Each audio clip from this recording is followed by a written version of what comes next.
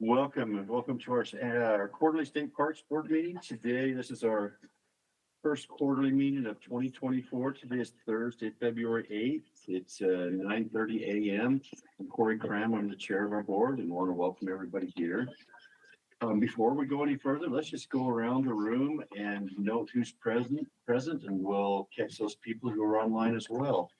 Should we go to our acting director, Scott, on my left, and go around the table? Sure. Scott Strong, acting or interim director of the Division of State Parks. You act as well. All right, behave. It's another- I'm Fallon Owens. And do I need to say what I am? We're good, Fallon. Fallon is kind of like all Fallon you have is to say. good. Is Fallon. I'm Fallon.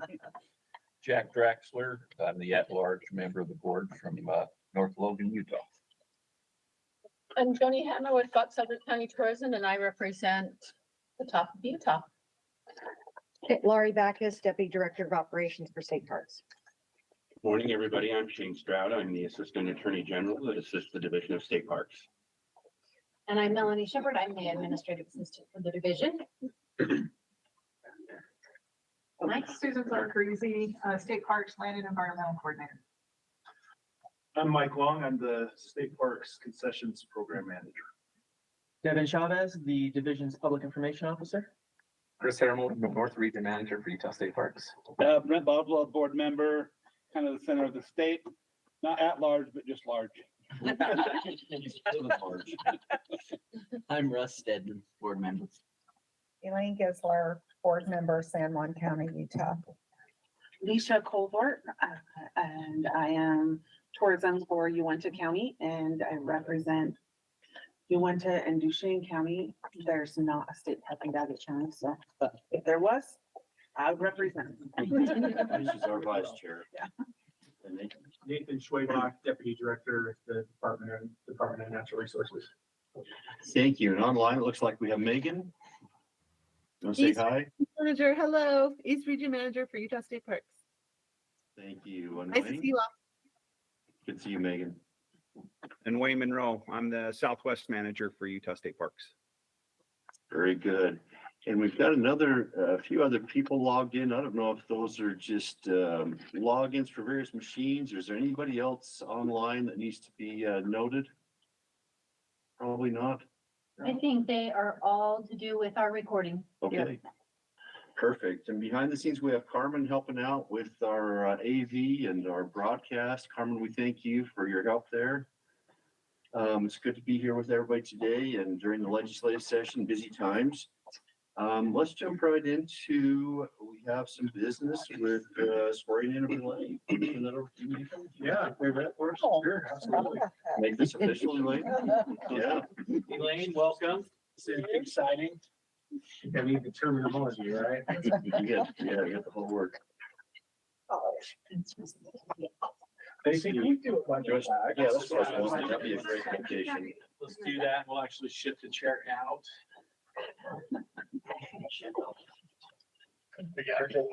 Yeah. Chris, why don't you No, go no. right here?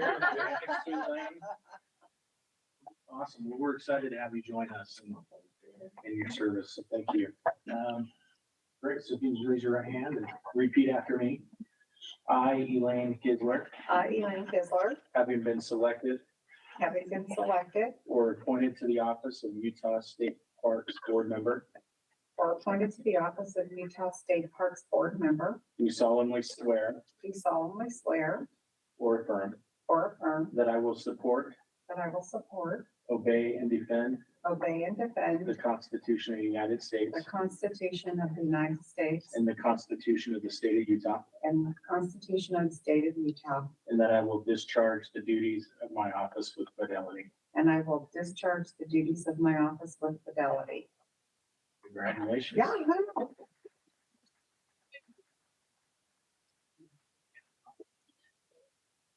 So I had to be the only one that did that alone in my office during COVID. I had to stand up by my desk while you guys filmed it. It was, and then I think I opened my certificate in the mail. Oh, sorry. 3, 2, 1. And I can never remember, Lori, is it above or below that you're supposed to? You're supposed to go above. Okay. Yeah. Makes you look better. Make sure you get it on 0.5. Isn't that what That's that what, I was gonna yell at it, but I'm like, come on, lift that up a little bit. I love when you hold it up. I love so it. cute. You hold it Thanks, up. Elaine. Cause when you go up it, you look thinner. My question is just Scott County does it after we learned that the bird farm, we got a whole lesson on. Keeping the way the ocean. They look so good. Oh, my neck. I'm not extreme, just. That's what I call a adult beverage. Take care, everybody. See ya. What you got against, the original? Melanie, is this for? I do. Yes. Born in certificate, polo shirt, now it's official. Very good. You are ready, sir. Yes, thank you. Okay. Maybe that's for personality. Well, apparently I'm not following the agenda because we're bouncing around a little bit, so I apologize. Next thing on our agenda will be approval of the agenda. Has everybody had a chance to approve to review the agenda that's before you, provided by Melanie earlier? So I would accept the motion to approve that agenda. I'll make a motion to approve the agenda. All right, I got a motion from Brenda. Is there a second? Second. Second from Jack. All those in favor, please say aye. Aye. Any opposed? Okay, motion carries. Thank you. Next thing we need to do is approve our November 2nd, 2023 meeting minutes. And if you look, that was referred to as a hybrid meeting, and we were out in Fallon's part of the state, had a great tour. Is there someone who has reviewed those meeting minutes who would make a motion to approve those?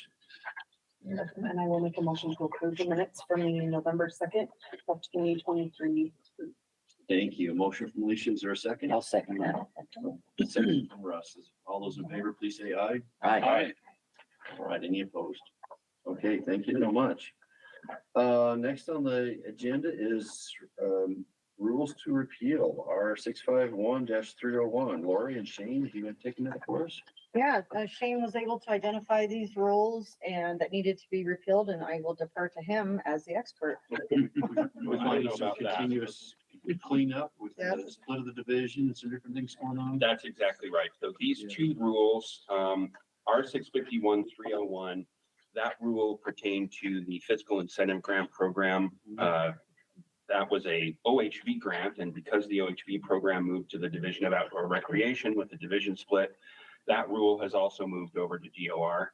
Likewise, R 651-634, this has to do with non-resident OHV registrations. Again, OHV program moved over to DOR, so that rule is moved over as well. They're no longer needed here on the park side, and that's why they're up for repeal today. Okay. Any questions for Shane, Lori? Okay, if there's nothing else, I accept a motion to approve repeal of Rule R 651-301 state recreational fiscal assistance programs. I'll make a motion to approve repeal of rules R 651-301 state recreation fiscal assistance programs. And can we do them together? Or do we have to do them separately? Let's do them separately because we haven't presented the other one first, if that's okay. Yes, and I'll also make a motion to approve repeal of rule 651-634, non-resident OHV user permits and fees. Okay, so we have a motion. Do you want to separate them? And I guess we hold on to that motion and then we have discussion and present that one. Is that fair? Yeah, I think that's fine. So you can move forward on the first motion, and then it sounds like the second motion's pending after that. Okay, sorry.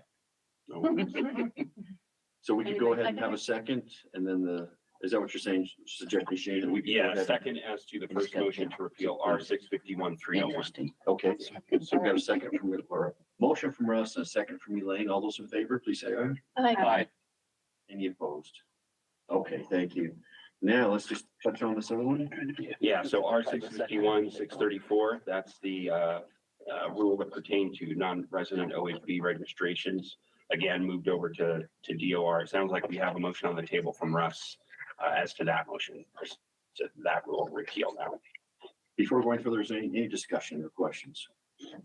Okay, so we have a motion from Russ being expeditious and efficient. Nice word, thanks. Yes. Is there a second? I'll second that. All right, a second from Brent. All those in favor, please say aye. Aye. Any opposed? Okay, motion passes. Thank you. Corey, maybe I should have asked this question first, but I'd like to ask Russ if that's a good move, how things are working as far as the Division of Outdoor Recreation goes, as far as the off-road vehicle folks. From my perspective, yeah. I mean, I'm actually on the Outdoor Recreation Board as well, so it makes it nice to be able to see both sides of things. At first, I was a little, I was scratching my head a little bit, but as far as from my perspective as a business owner, I haven't seen much change. I mean, these rules are both, I knew about the rules, I knew the laws that pertain to these, so nothing's really changed in mine. So I had a chance to appear before the Outdoor Recreation Board a couple weeks ago. Seems to be working really well. And the people on the board seem really enthused about outdoor recreation in Utah. And of course, that's what we need. Between that and parks, I think we're really in great shape. Yeah. Just an observation. Maybe a question from staff. Could you guys also comment on how you see the new division functioning? So I think with that, I think there are a lot of positive outcomes that come from the transition. We've also learned a lot, and I sit on a couple of those boards with Russ as well. And the systems and processes that they've put in place for divvying out the money and deciding on which projects are best suited for that money has been a good thing. And I think that they've been able to probably a lot or spend more time and energy on those programs than when they were in state parks. They've really staffed up to help in that process. So I think it's a good thing. We also continue on the state park side to work very closely with the Division of Recreation on boating and OHV functions, especially on the law enforcement side of things. And that goes, I think it's gone well. Other staff, I was right here with you guys still, so Yeah, they're kind of right side by side, really. Yeah, and Jason and I have, Jason Curry's the director of the Division of Outdoor Recreation. He and I go to lunch once a month, just to make sure that we're on the same page and aligned. That's good. So that's a good thing. And I think that in addition to what Russ said, on the user side, a lot more money is going on the ground, both in the boating and OHV programs now than ever before, which is a good thing. And I think from a user perspective, I love to see that. Yeah, I let my customers know that all the time because, that's the big thing that they would say, we pay these fees, but what do we see in previous, we did a good job because I was actually on the board previous to it too, so I've seen both times and both sides and yeah, I'd let people know that they're doing a really good job with those fees that are associated with that vehicles. I think just one last thing, Corey, which is I love that the money is being dispersed to rural parts of the state. So in the past, it was primarily collected in Utah County, Salt Lake County, and Davis County, and the money would stay there. And now we're able to spread it out and really get to the places where the riders are participating and enjoying the activities. Every county. Good. Yeah. Good, thank you. Any other questions on that? Appreciate that comment and question. Let's quickly go and have our board reports, and I'll start out. And one thing I wanted to talk about is just the thing I wanted to know is just the people that we have in our parks. We talk about all of our parks and our facilities and our new campgrounds and what we're providing, but I think, and we often mention it, but it's our people that make the difference. And whenever we go around, and you guys know your park managers and assistants and rangers, and now we'll have seasonals coming on soon, but it's our people that make the difference and make the great experience. I was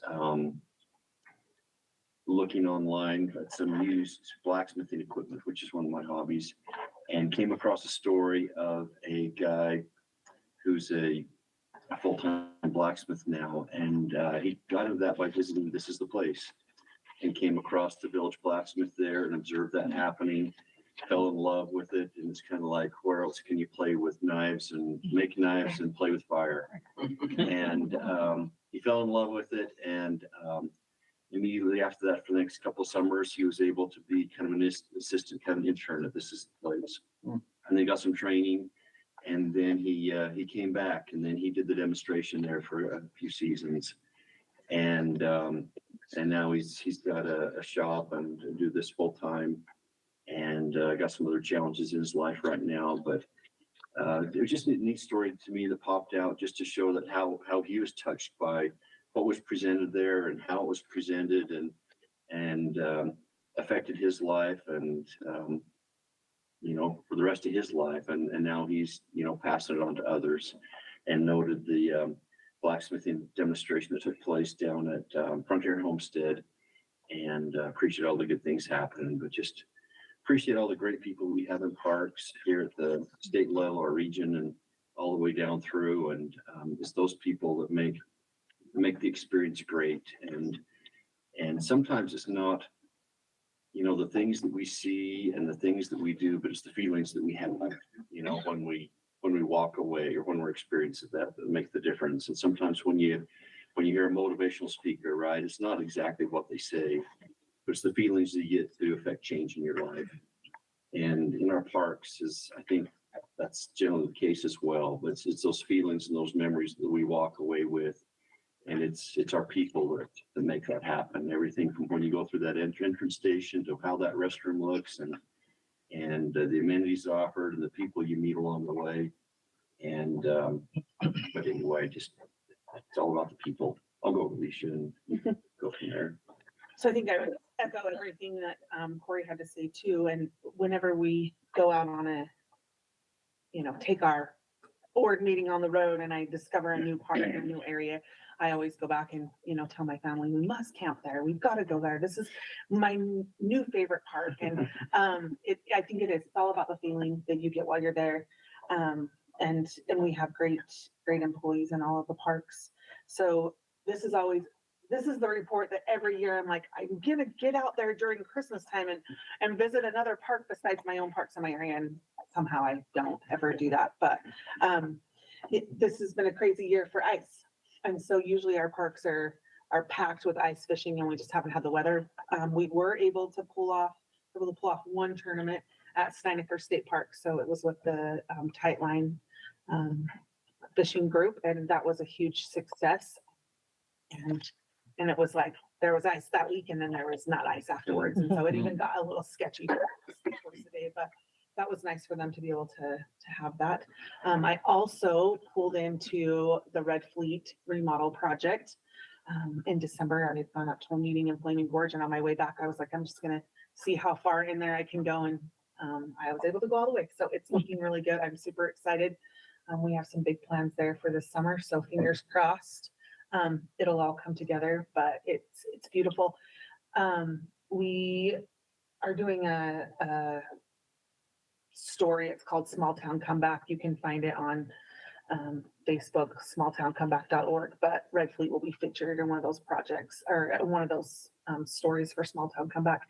The whole process of the remodel, and then the ribbon cutting and groundbreaking and everything. So that will be fun. And it really will be a park that will change our community. And that's what Small Town Comeback's about.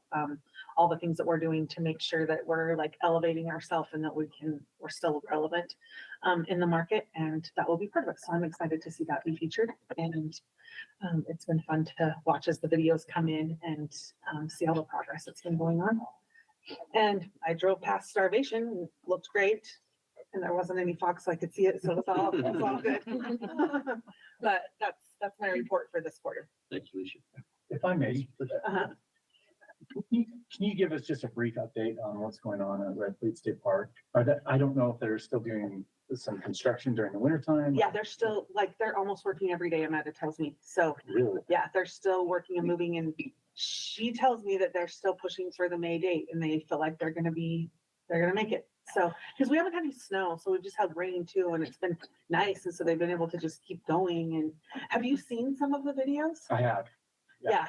Yeah, and it looks amazing. I think it's gonna be so cool. Yeah. It's gonna be beautiful. Yeah, I'm so elated to have that be finished so quickly. have on another time, On time, yeah. And then having the local contractor do it as well. Yeah. So that The just whole pairs story up with what And we talked about. That's the the story with it for the small town comeback is gonna be really Test. cool. So it'll be something you guys can use. test was at 10. Perfect. Yeah, it'll be awesome. We're very grateful. Like Red Fleet, when I first started this board 9 years ago, Red Fleet was slated for the project then, and it just like, things just kept happening, not like anyone's fault, they just kept happening, other things.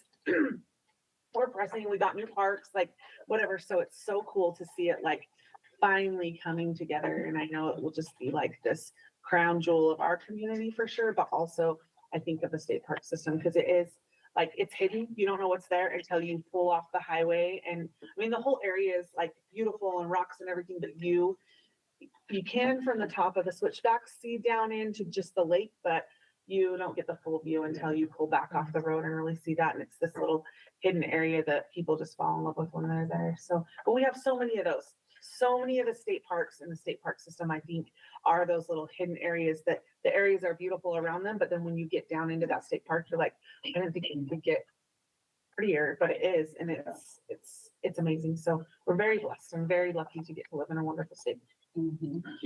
Yeah. Well, November was very busy because we have the eclipse.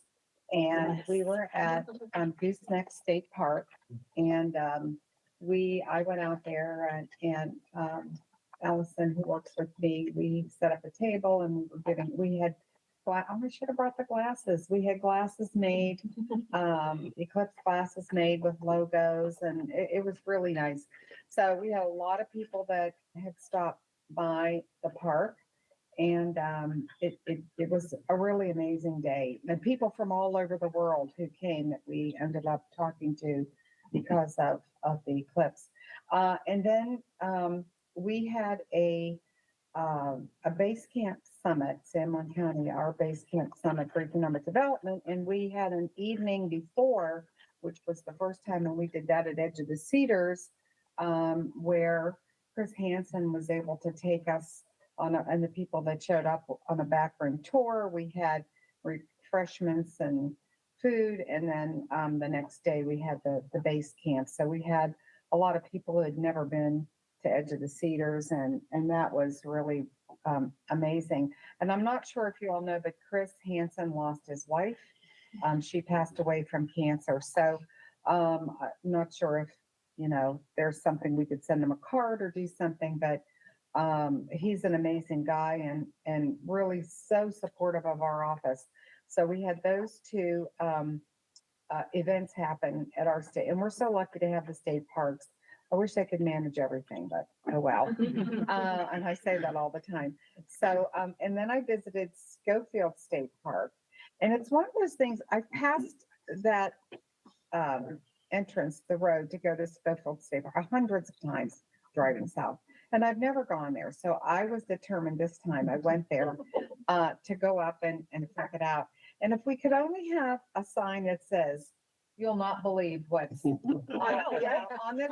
Seriously, I'm like, there's but it's like, you need to Hold see on to your this. seat. You need to see this because it's amazing once you pull off the highway and go into these areas. Like, who knew that would be there?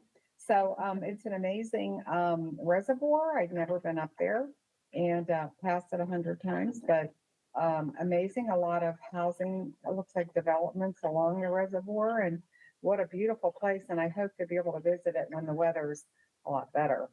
So other than that, we're just, I'm hoping to get Chris Hansen on a podcast to talk about goosenecks and Edge of the Cedars.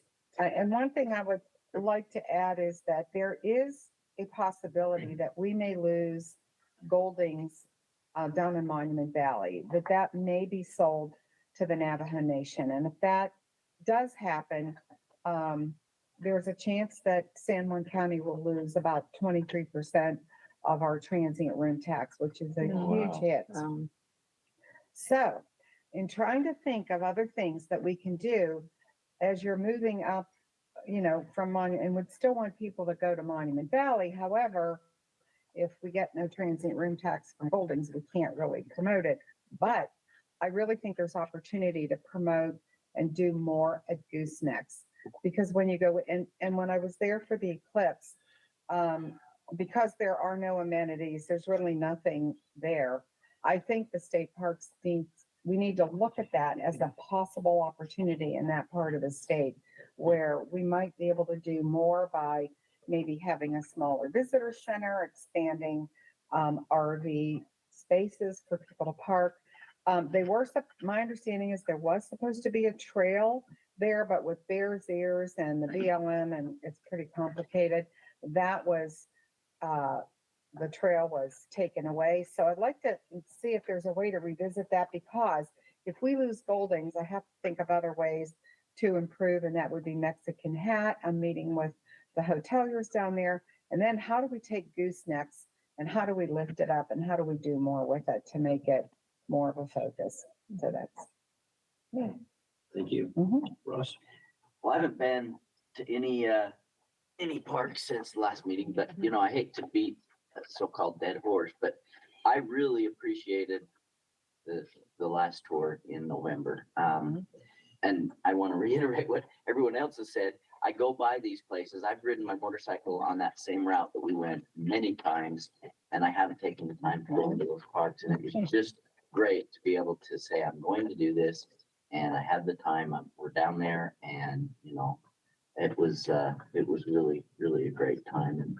And I've been out a little bit on some of the recreation trails. It's been like everybody's been saying, it's been such a funny winter, right? A lot of the trails weren't groomed because of the lack of snow to begin with. Then we had a lot of snow, and so it's been a funny type of winter. But I think we're getting the snow we need now up in the mountains. And I heard on the way coming in that Utah Lake is full, and so they're actually going to start sending water to the Great Salt Lake, which is in my neck of the woods. That's great. It's Great actually at information. 101%. Yeah. Oh, wow. And it's the first time in like 10 years is what the radio said. Well, last year it did. Well, Last year they did did.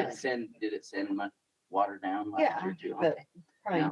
not as much maybe. It was on the radio. So, but anyway, it's nice to be part of the board, and it's really nice to be able to take a day or two away from my normal life and see these parks. So cheers to everybody who did that work. I think you did a lot of work on that. Mr. Brand? So for me, a couple thoughts and a few park reports. It's interesting about Yuba is the water usually comes out of through Nephi during the irrigation season, and they're allowed to use it. And the off season, they generally put it in the ground right at the mouth of the canyon, recharge the aquifer. This year, that water is running through what's called the hollow, going to Utah Lake. And as I saw that happen all winter, I'm like, they've never done that before. And I'm like, I'll bet that they're trying to fill Utah Lake so they can kick some down the Great Salt Lake. And so it is an interesting effort that's quietly happening, although the aquifer's not getting recharged like they usually do. But so I had an opportunity to go to Schofield and do some ice fishing. Fishing was lousy. I don't know if we can make a board motion to rectify that for next time I go. But as soon as the sun went down and you feel that temperature drop, the fish started biting, and we're like, yeah, so we're still going. But by then, but it was still a great day, and just so much fun to be in the parks. A lot of people were there. And then, of course, Palisade at Jeff's retirement. Even though we didn't really participate in a lot of park activities, it was fun to be there. And I didn't know he was fluent in Seinfeld, which I am fluent in Seinfeld. So all these years I could have been doing that. I noticed you're pretty good.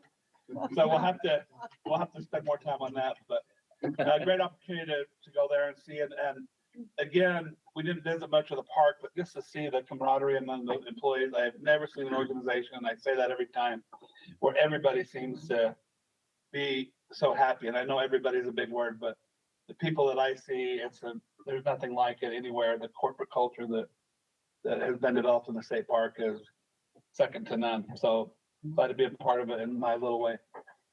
Thank you. Joan, we'll jump over to you. Yeah, again, thanks, Fallon. We had a really great time in the place last quarter. Yeah, Antelope Island, I go to Antelope Island a lot. It's just, we love it there. Willard Bay is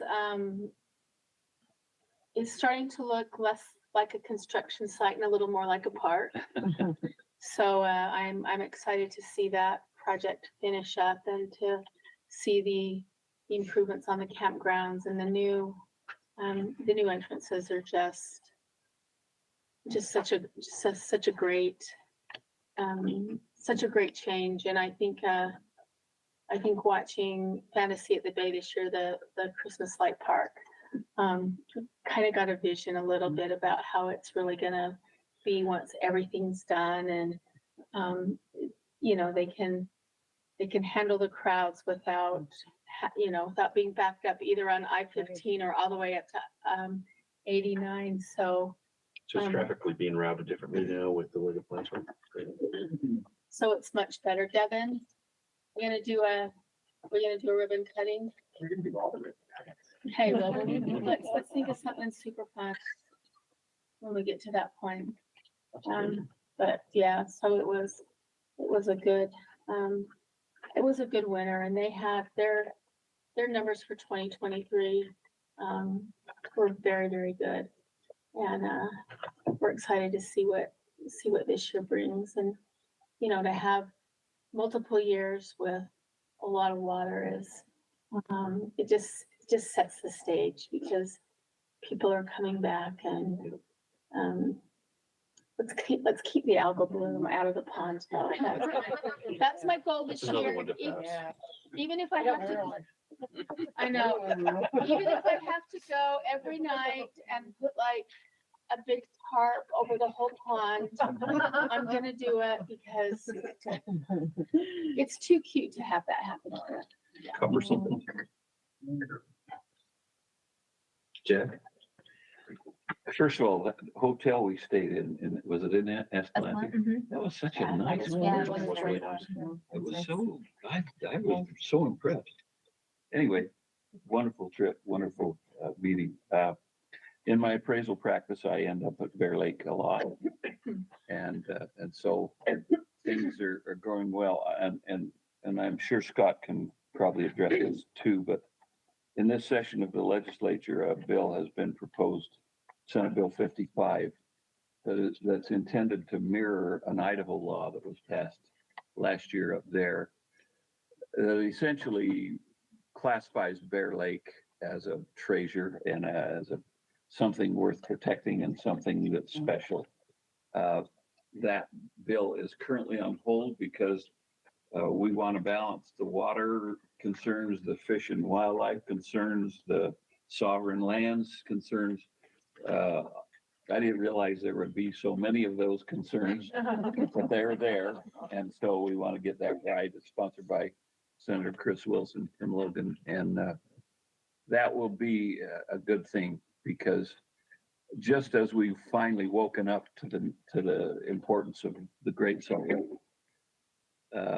we need to also realize that as the second largest body of water in the state, Bear Lake needs protection, needs attention, needs to be taken care of.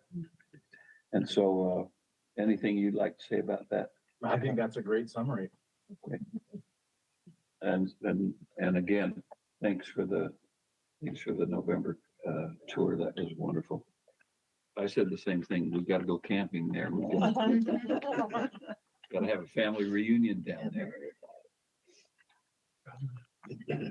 So I don't think in our last meeting, we talked about our Snow Canyon experience at UAP, did we? We should. Oh, we did. Yes, I checked my calendar to verify. So I'm really disappointed you two didn't bring that up, but thank you. You were like, oh, Fallon never has anything to report on. Well, I heard this number story. All I was story. So we did get to go to Snow Canyon State Park while we were in St. George for UAC, and it was what did they call it? The flag? Yeah, the Oh, flag yeah. over the canyon. Yeah. That was And they awesome. thought we were important. They thought So we were like, so all kinds of important. stuff. Mhm. So they asked us, we got to like push the lights and. And we had to turn on the lights and We everything. were a big deal. They rolled out the red carpet. They really did think we were a big deal. They were sorry. We left our badges on or something. Like our UF badges. Our UF badges, and they're like, oh, what are you guys? For keeping the light in the dark. So then they thought we were important. But that was incredible. That was, it was amazing. An amazing experience. Everyone around us thought that was cool and, super cool that state parks to make that happen. So, and then in December, I went to Frontier Homestead to check out the Christmas lights, and we went inside and they have the 12 days of Christmas on like all the little exhibits, and it was crazy. Like that was time consuming. Whoever did that, great job. Very impressive. And all the staff there, they were amazing. That was a really cool experience and literally an hour away, and I've never done that. So, and then I went to Coral Pink and met Patrick, and that was fun. And he's a really good driver on the sand. And I got to see the sand squash. I was wondering if I- Yes, I found the sand squash. I didn't know that was a thing either. Yep. We got a picture with it, and Did we get you I found the Sasquatch or the? yep, got a shirt. Put it on. Sorry, yeah, so I found it. I got a shirt. Don't love that there's a rattlesnake in the visitors center. That was freaky. But, and then when they told me his name is Harry Houdini because he used to get out, I was like, I'm not Maybe staying in even this worse. building one more second. See you later. So, yeah. That was the only downfall of Coral Pink being rattlesnake. But yeah, that's it. Very good. Well, thank you. I appreciate all that you do and your efforts on the board and your commitments. It's a great place to be and we appreciate your presence. Let's go to our reports and I guess jump in with, we're gonna have you twice. Business first, or you want to? I think we're gonna have Lori go first. If you want, and then he can do all his at once. Okay, that'd be fine. Okay. You jump in. All right. So the report since November, oh, and again, I had a lot of fun with you guys in November. We hiked around and tried not to kill ourselves on the archery range, and Great. we did get dialed in pretty good though, so that was fun. But yeah, it was a good time. I look forward to the next one because it helps me to, every time I visit the parks, I think the same thing too. I'm like, oh, I got to do all these trails and I got to do this and that. So no, it was great. Very good. So staffing changes. There's been a lot. And let me know if you want me to go into more detail, but I'll kind of just skim over these. But we had 6 retirements. Wow. Since November, Wow. Yeah. right? So we had Jeff, Sherry Peterson out of this office, Natalie Harmon from Jordanelle, Terry Jeter out of this office, Joe Hamby from Rockport, and Jeremy Shaw from Antelope. Wow. Wow. A lot. We had 5 resignations or terminations. We had 5, actually more than that. Let's see, 1, 2, 3, 4, 5, 6, 7, 8, 9, 10, 11 promotions or transfers, people moving around. And then right now we have 9 vacancies plus 5 ranger vacancies at the moment. Wow. Wow. And they're all throughout the state. They're not just in one area. They're all spread out. So are they hiring for those now? Are they like, So the- resumes on the website or? The ranger positions were not, because we're waiting to see with the consolidation of the law enforcement division, what's shaken out with that, because we anticipated a reduction in staff numbers. The other ones, we're moving as fast as we can to get things filled, but if you promote within, now their position is vacant, which is great though. We're still, we're promoting our people that deserve it, that have worked hard, have the experience, they're the professionals. So we are promoting a lot of people, but if you don't hire from the outside, it's just kind of revolving chair for a little bit, but we will get there and we will get it. We will get them all filled, but yeah, I think like more than half of these have been announced and or we've already done the interviews and we're just in the last stages of it. So events, some of the events you guys have already mentioned.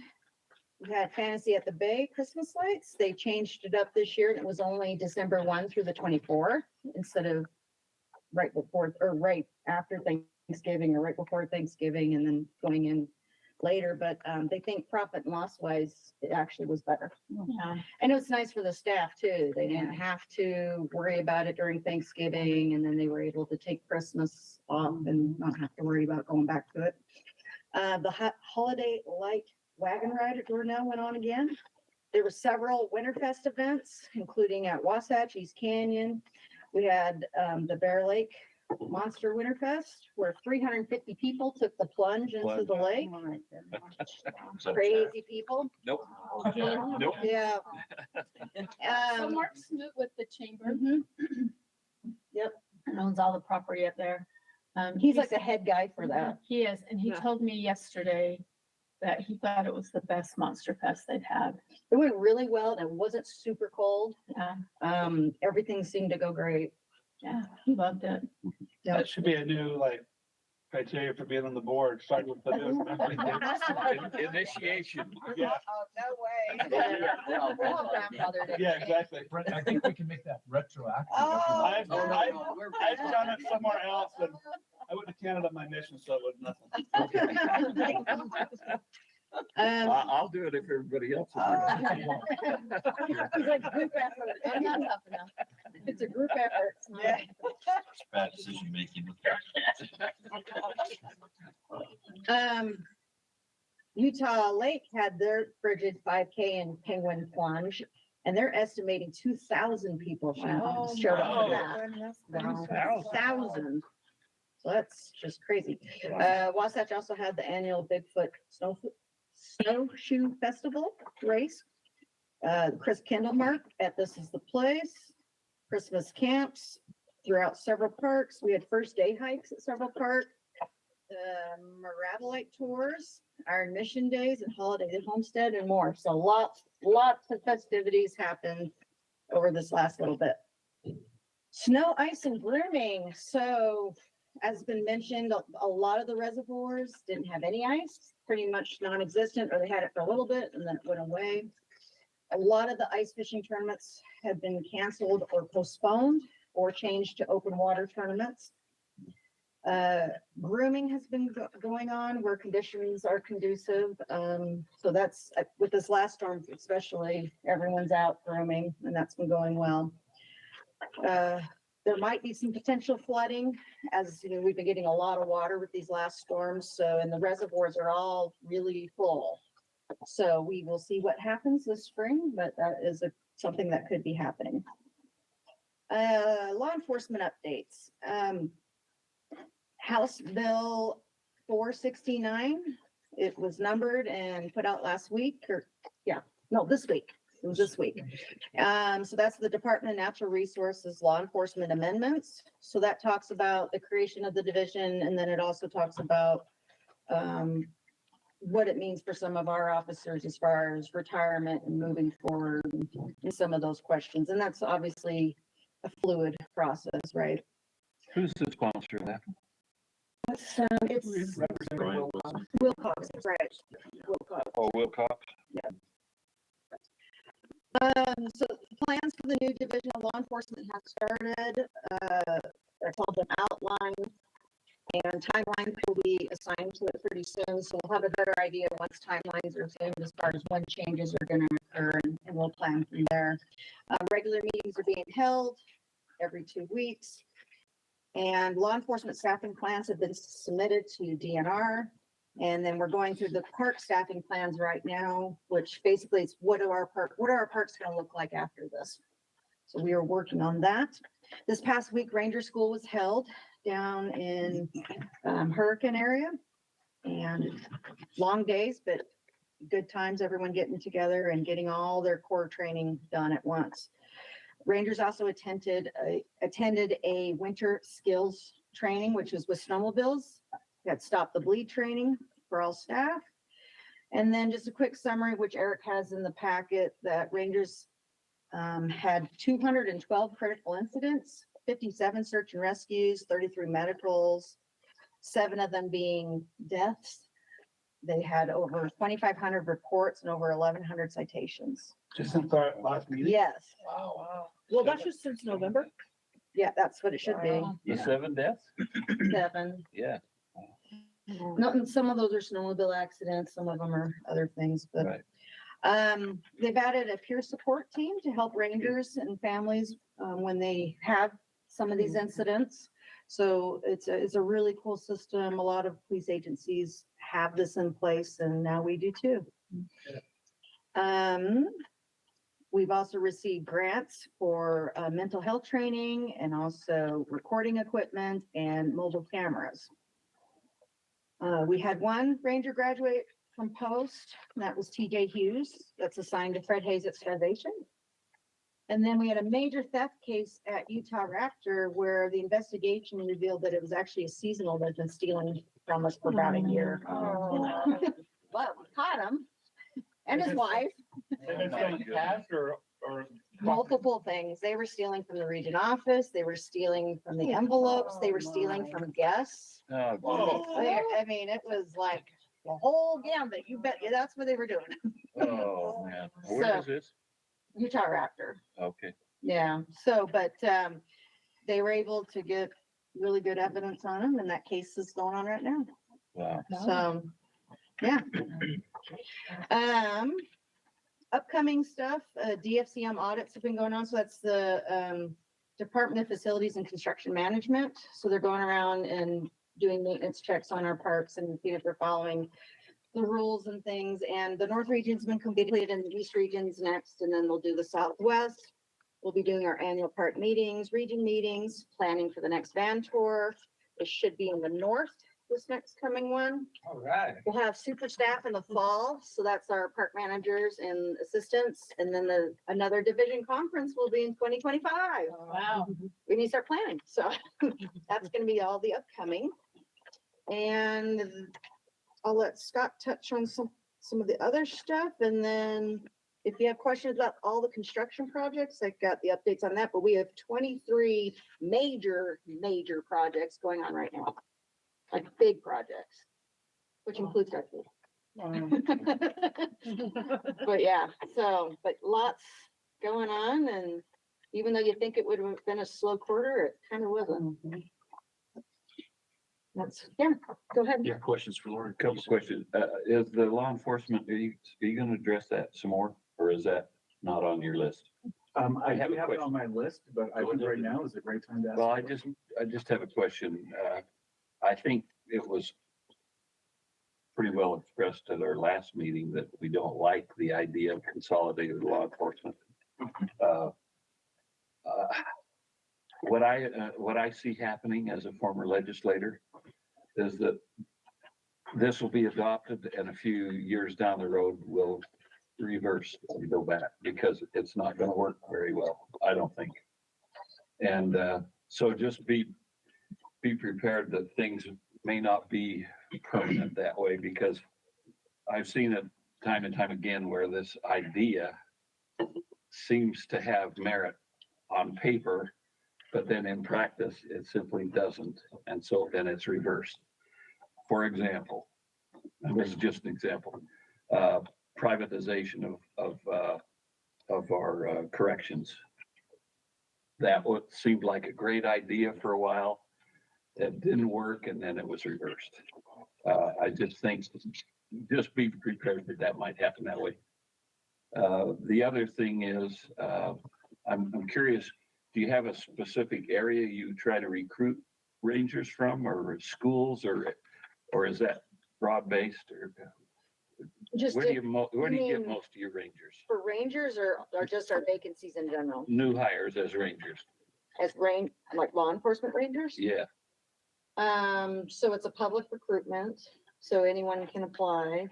And so sometimes we get people that were already officers apply, or sometimes we get, people within the state, but we try to, it depends. Sometimes we used to have to go to a roster where, that we have multiple positions in the state, which would be the case if we were to do it now. And so people wouldn't know where they would be located necessarily because there'd be multiple locations throughout the Right, state. right.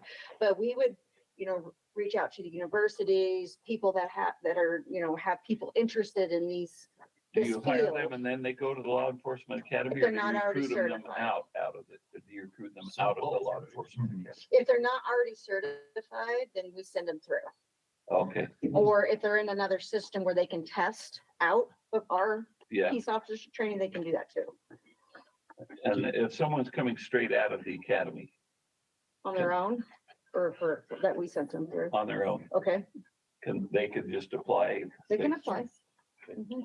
In that situation, do you find that it's hard to compete with state police and the counties, municipalities, or what's our situation like with those coming out of posts? Yeah. As Jack was suggesting, people just going in and coming out and. Most agencies are sponsoring somebody, so Right. they're putting them through. There's not that many that will Okay. pay themselves. But again, our whole paradigm shift is gonna change here, where we're not gonna be hiring them anymore. That will be the Division of Law Enforcement that'll be doing Yeah. it. But we always look, not only are they certified, but what is their background? Are they gonna fit our agency and the Natural Resources Department well? We don't just look at that. We look at the whole picture of the person Sure. and, what type, because our job's not just being a cop, right? It's doing all the other Absolutely. things and being customer service and you're talking to people that are having fun usually. Yeah. Sometimes they're not, but, so it's a lot different than being a trooper or someone, Or a sheriff's deputy or. someone something like working that, in yeah. Salt Lake City, right? So like, where will they be housed? So will they not be like in state parks anymore? They'll just be a call-in, like, No. hey, come do a patrol Certain for us. parks, we've designated that we do Uh-huh. need presence in the park. Uh-huh, And sometimes it's going to be certain times of year, right? Because like Yeah. right now in the north, it's pretty quiet. uh-huh. So we don't need someone just doing law enforcement. So Yeah. those are all the details that we're having to work out. Okay. But And then- Willard Bay, Willard Bay, I mean, things can happen there quick Mhm. because there's so many people. Is And that that's a- one of and the that's a areas where part- you're gonna have Mhm. on-site people? Because to call someone from Willard Bay, if there's an issue, is not gonna be very No. effective. No, that park would have rangers on site as Okay. well as Sand Hollow. Yeah, The really big ones that are busy, depending on the time of year, yes. okay. So then, this is more questions. So they're removed from the state park system. I'm assuming their wages are removed from the state park system. So then are they going to give state parks more money to like hire assistant managers or like staffing, like what's gonna happen there? I'll let you answer that. One park manager and then rangers, so there's no other staff. Yeah, no, that's a great question. And There's it's no really- general fund. It really goes back to two things. One thing that Lori mentioned, which is we have a staffing plan. So we know, obviously, that we have to operate within the money that we collect and within our budget. So we've looked at that and been thoughtful about how to manage our funds. We will be shifting some of our appropriation to this new Division of Law Enforcement to pay for the services they're going to provide. So that's going to be okay.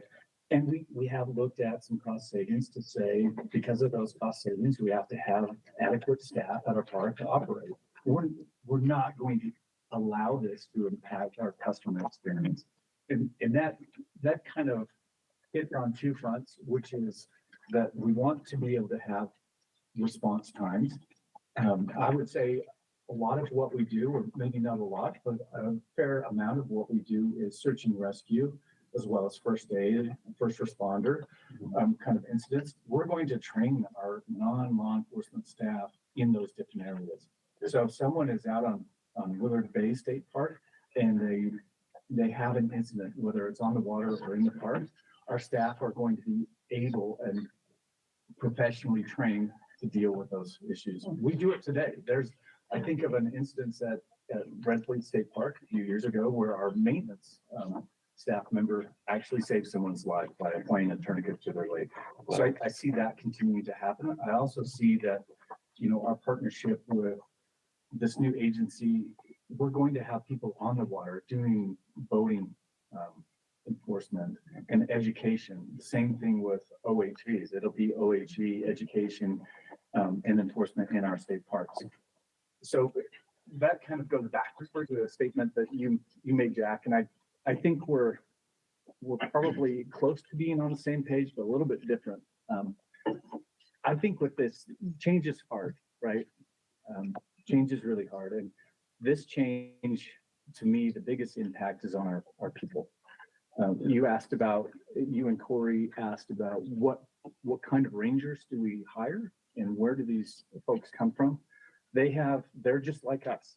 We love outdoors. That's why I work for state parks. Sure. I love our parks. I love our people. I love what we do. And those are the types of enforcement officers that we've attracted in the past. Right. But what's happening now is you take, I'll use Chris Hiramoto as an example. So Chris came up in the system as a law enforcement ranger. And now he's been with us for 20 years, and we're going to make a big change that impacts him personally, as far as his probably, the value that he sees in his job and the work that he loved to do is now going to be changed, because part of that is going to be split away or separated. Right. So that's hard. That becomes part of your person, right, Chris? I mean, that's, you have that close association with that part of your job. So that's going to be a little bit different. And I feel for our folks right now, as Lori mentioned, it's fluid, and the situation being fluid, it makes it hard. Because, Wayne and I were talking yesterday about some different things, and he's saying, well, I heard it was this. And I said, well, yeah, 2 weeks ago, a week ago, this is the direction we're going in. Yesterday, as of 12 hours ago, this is the new direction we're going in. And so that you compound the change with more change. And we're working on putting a plan together. But I will say, we can look at the pros and cons, and, we've talked about some of the cons being taking away that identity of some of our folks, as well as retirement benefits, which is huge. A 20-year retirement versus a 30-year retirement. Getting out, and like Jeff said, he got paid to be on a boat, on a motorcycle, on a four-wheeler. Sounds pretty dang good to me, right? So that's going to change as well. And again, those are hard. But what I do see is, and we've talked about this, Lori knows about it, Chris knows about it, Wayne, about our training, and how when we come together and consolidate as a whole group, instead of having 4 different agencies trained 4 different ways, we'll come together and there'll be some efficiencies that way. There's also some structural things that need to be worked on, as far as evidence care, equipment management, all of these things, which again, you have 4 different agencies doing all those responsibilities. Now you'll have one agency being responsible for it. So I think we can look at the pros and the cons, and there are definitely issues on both sides. But I do think as we move forward, and I'm confident in our DNR leadership team, that they're going to work through those things with our involvement. They're listening, they're asking us questions and asking us to be involved. And I think that as we go through this, I'm very hopeful, maybe too optimistic. I don't know. Maybe I'm too full of rainbows and unicorns. But I do believe in 3 years, 3 to 5 years, it'll be so, I think the people who are in the new division will be really happy. And I think that the people who we retain in state parks and attract to state parks will love what they do too. Just one last thing that I'll say, and I've heard this from multiple park managers, is that they find it extremely hard to manage their day-to-day operational job and duties at a park, as well as providing law enforcement services. I think of especially our park manager 3s, and not just the park manager 3s. I would say it funnels down to all of our park managers, including the park manager 1, who sometimes it's a park manager and one other staff member, so a maintenance person. Right. And that one person, I think of, well, you went to Escalante. Right. That's a perfect example. So Chad has to run a park, and then he's got off-park responsibilities that he has to do. And I just look at Chad, I take my hat off to him. Okay. I don't know how he does all of those Okay. things in a day. And I don't know how at 2 o'clock in the morning, he goes and responds to an issue at a campground, and then 8 o'clock in the morning goes and meets with a commissioner or, you know, a business owner, or deals with a maintenance issue at the park. So Right. again, I think if we're more, if we increase our perspective a little bit, and that's not to say that there is some pain in this process, Sure. without a doubt. But I am optimistic, hopefully optimistic, that this will be a very good change.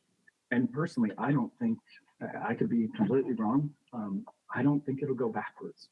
I think this will continue and move into the future. And I'll say that our folks in state parks are having growing pains with this, as well as the other agencies. I've heard of the wildlife resource officers, conservation officers saying, we have been conservation officers for 120 Yeah, years. specifically trained. Yeah, but again, we change, we adapt, we grow, we learn, we continually improve. So that's maybe my. Oh, I appreciate that. of A global. Who is the director of that division of law enforcement? It'll be Todd Royce.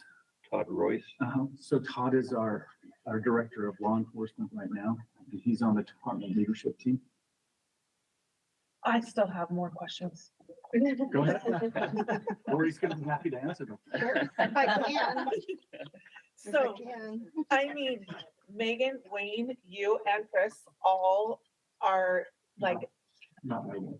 not Megan, not Megan? Are you saying But we're on like, the law You're enforcement all on the retirement? law enforcement Not Megan. retirement. Not Megan? Yeah. So just the three of you.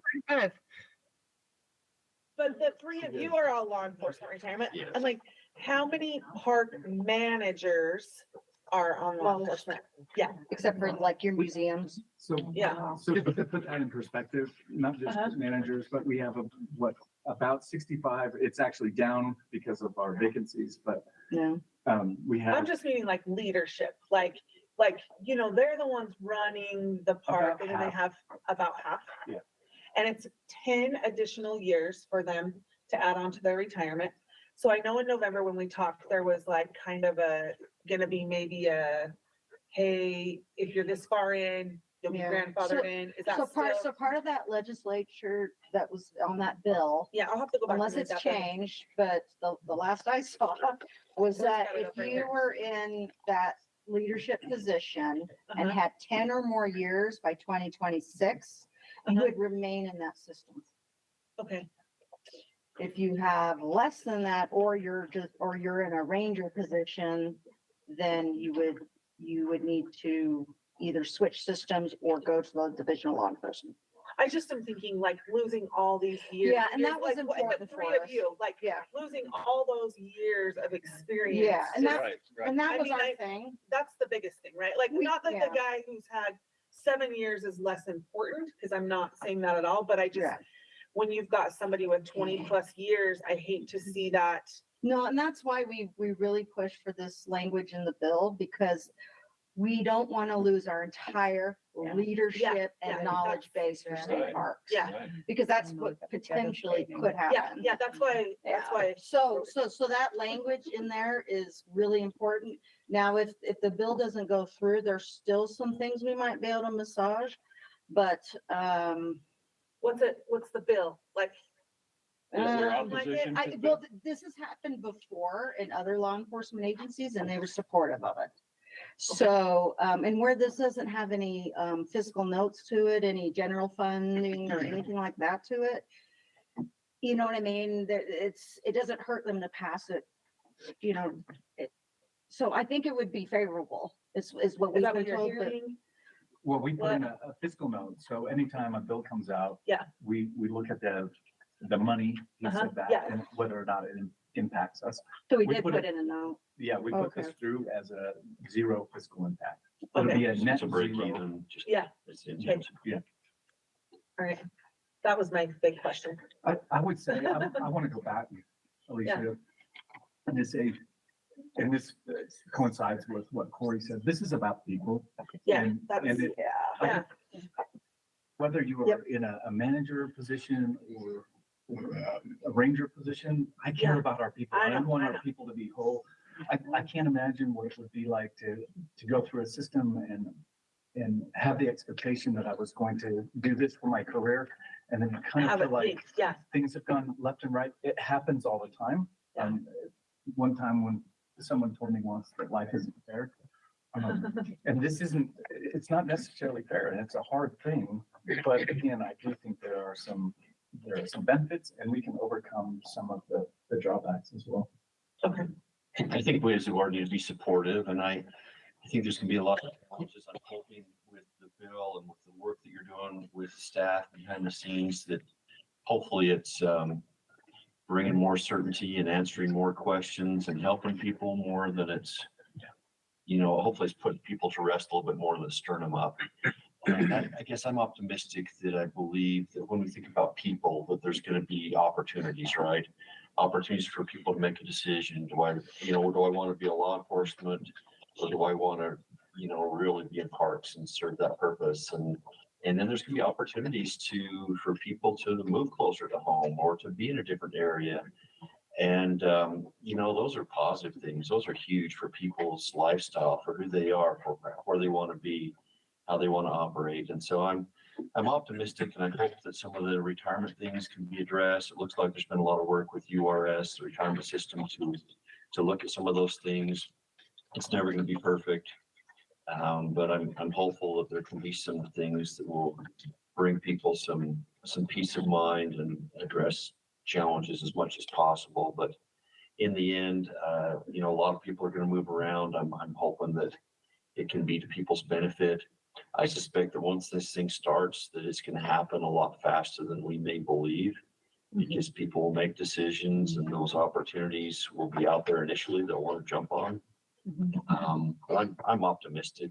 I think as you're asking how many of our park managers or leaders are in this position, obviously we're going to see a lot of change, a lot of turnover. You're going to have a lot of positions to fill.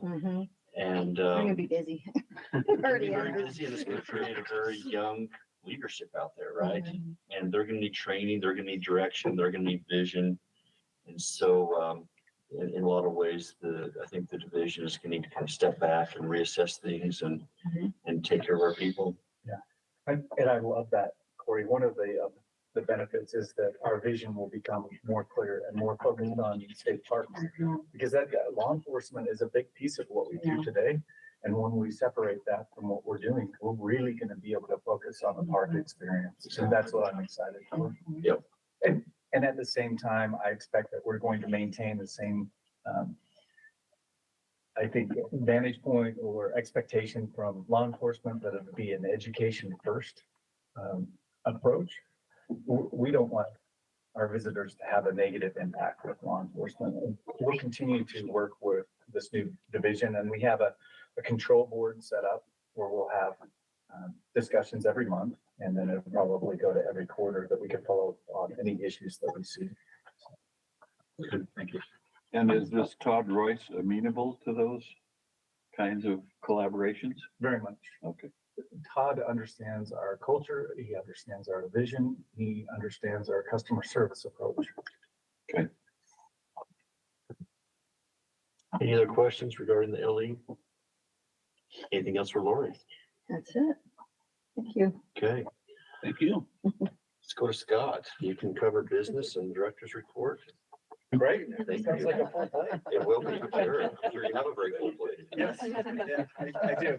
I want to say, as far as having full plates, I want to thank each of the board members as well as our staff, but first our board members for your dedication to state parks as well as to this board. I know it takes a lot of time and effort and that you're all busy, but I love hearing how you get out into the parks and that you have the same takeaway that I have when I go out and visit parks, not only as part of my job, but also on my own time with my friends and family. That I just love it. It's calming. I can almost feel my heart rate, blood pressure decrease a little bit. And we are blessed, as Leisha said, to have these state parks and the people and our staff who run them. Yes, before we jump in, we could have Lori or you.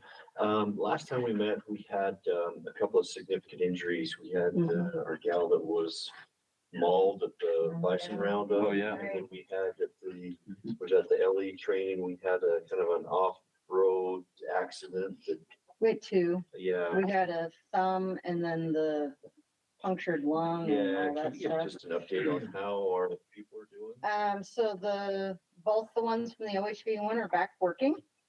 We had a chainsaw incident also. Oh, Someone wonderful. hit their leg. Ouch. It was actually their shin. And he's back to work.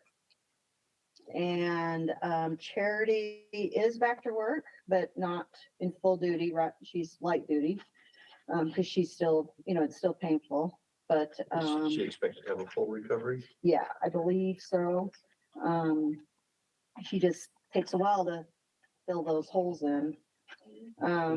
But yeah, she probably, if I was to guess, I suspect she's not gonna come back to law enforcement. Yeah, she's just gonna heal up but she is back to work.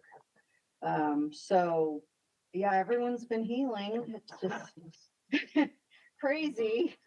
And luckily, things have been going good so far. This table's not made of wood. Well, this was a plastic. I don't think it counts for my care. I didn't really say it, so I think we're safe, but yeah, so no, it's been good that Okay. people have been able to We're glad you're doing. recover and come back. And then I would say on the flip side, we've learned a lot. And we're providing more training, like Mhm. chainsaw safety and some of those other things that we've learned from and we're going to be doing differently. And Bison handling. Yeah. Everybody slow down. Oh, boy. I would like to go back and say, when you are out in the parks, take a minute to look at the good things. Oh, and yeah. Things that you could, you see and ask a question. Why do we do this? Or why does it look this way? And then funnel those statements or those questions back to us. It's always good to hear, and it doesn't need to be negative. I love to hear the positive feedback too about the good things that are happening in our park. But if you do see something that maybe causes you a little consternation or, just says, why did we do that? Please don't hesitate to share those with us. And I always appreciate, I know that you all receive emails from constituents, from your neighbors and friends. Don't feel like you have to answer those on your own. We're here as staff to help with those. I know, I think Corey just must know everybody in the state because they often reach out to We're him. on the website. Yeah. So, and we work closely on a lot of those responses. But if you do get them, don't feel like that's on your shoulders to handle or answer. We're here to. But really, just thank you. Thanks for your dedication.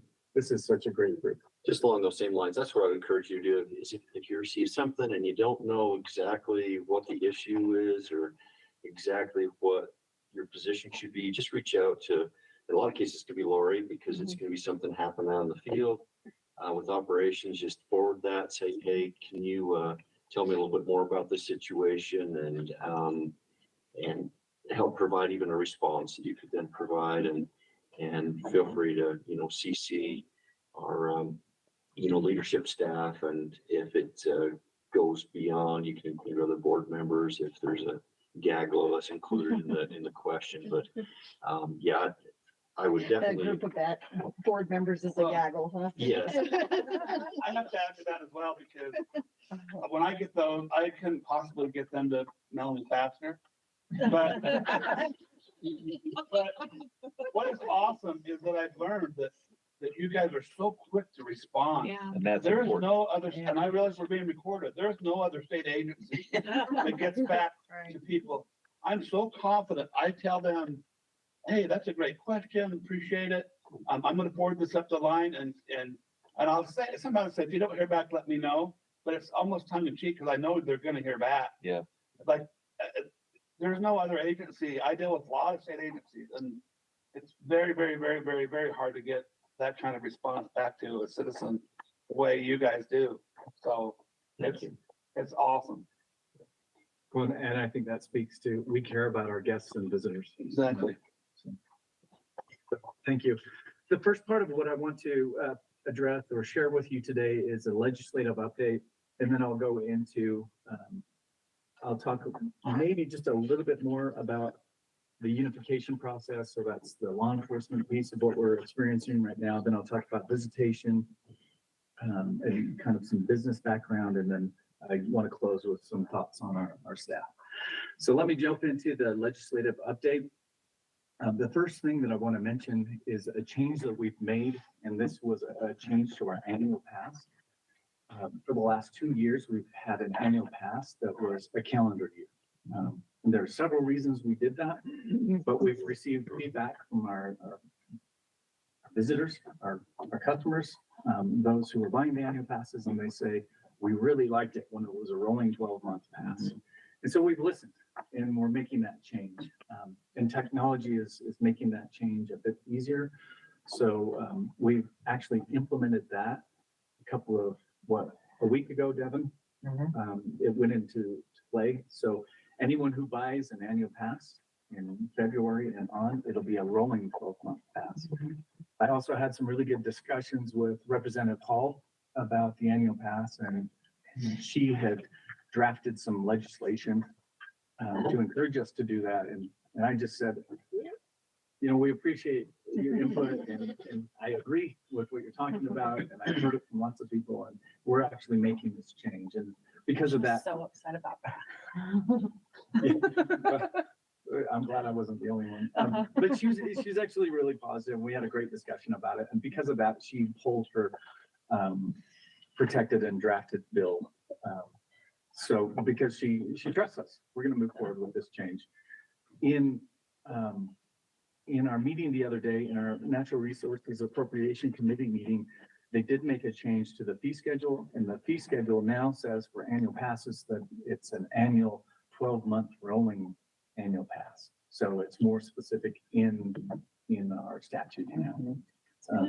I see it as being a good thing, like you said, John. And I think that we're responding to our visitors and customers' needs, and that makes me really I happy. hate to buy an annual pass in June and have it expire 6 months later. Yeah.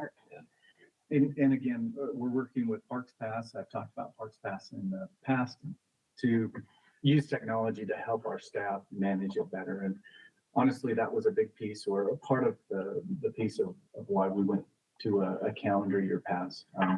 Before we had different hang tags, and there were different colors, and we're cutting notches, and anyway, it was a lot to manage. So, but again, we have a really good solution, and I'm happy about moving forward with this.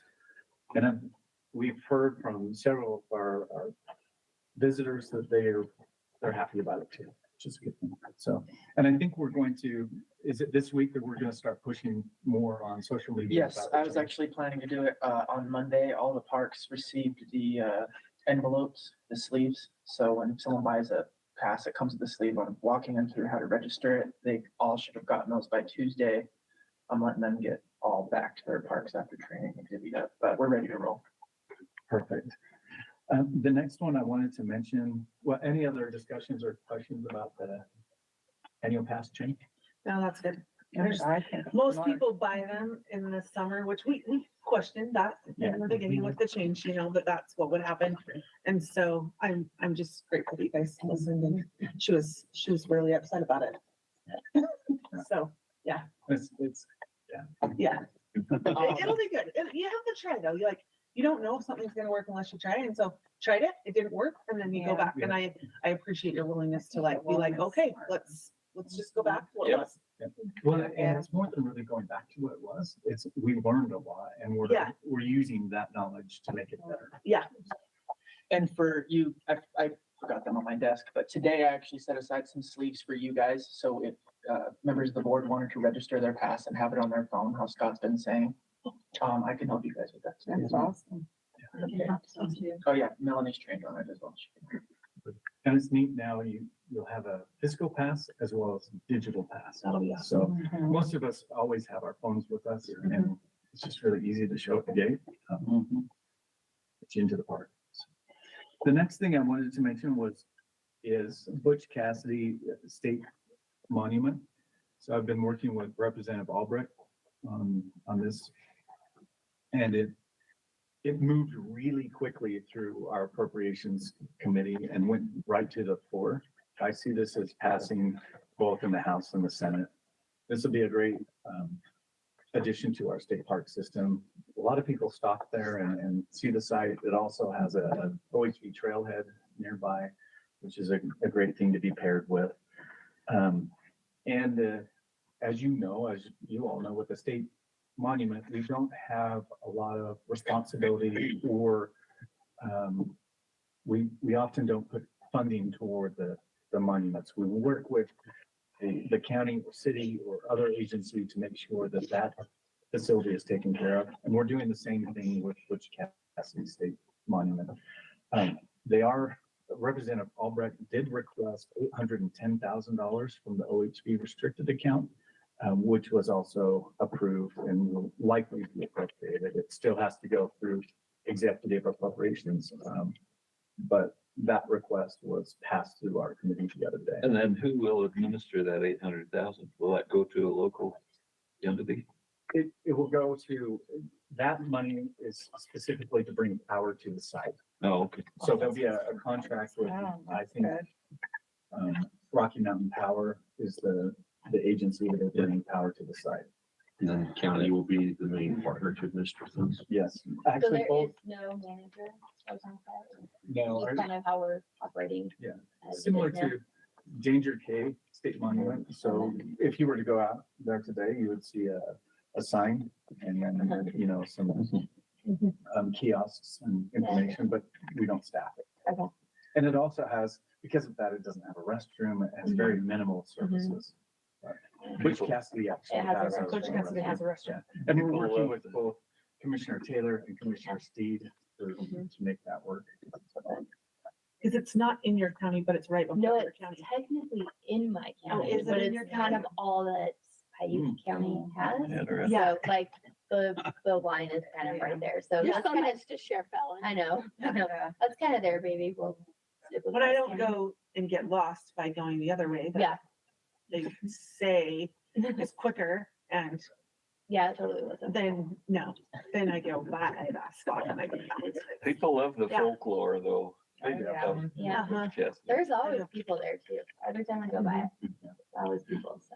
And we have great resources. I was talking to Justina the other day, who is our heritage program manager, and she's done a lot of work for the kiosks, and we'll probably bring in some more artifacts. They want to have like a wagon and some things out front, so we're working on that. It's a cool place. Yeah. Yeah, they've done a lot of work the Yeah. last couple of years, Yeah, so. for sure. We are going to help with pumping the CXT, so that's where we're doing some of that, but most of the day-to-day will be on Paiute and Cook counties to take care of it. And they're excited to Yeah. do it. That's a good thing.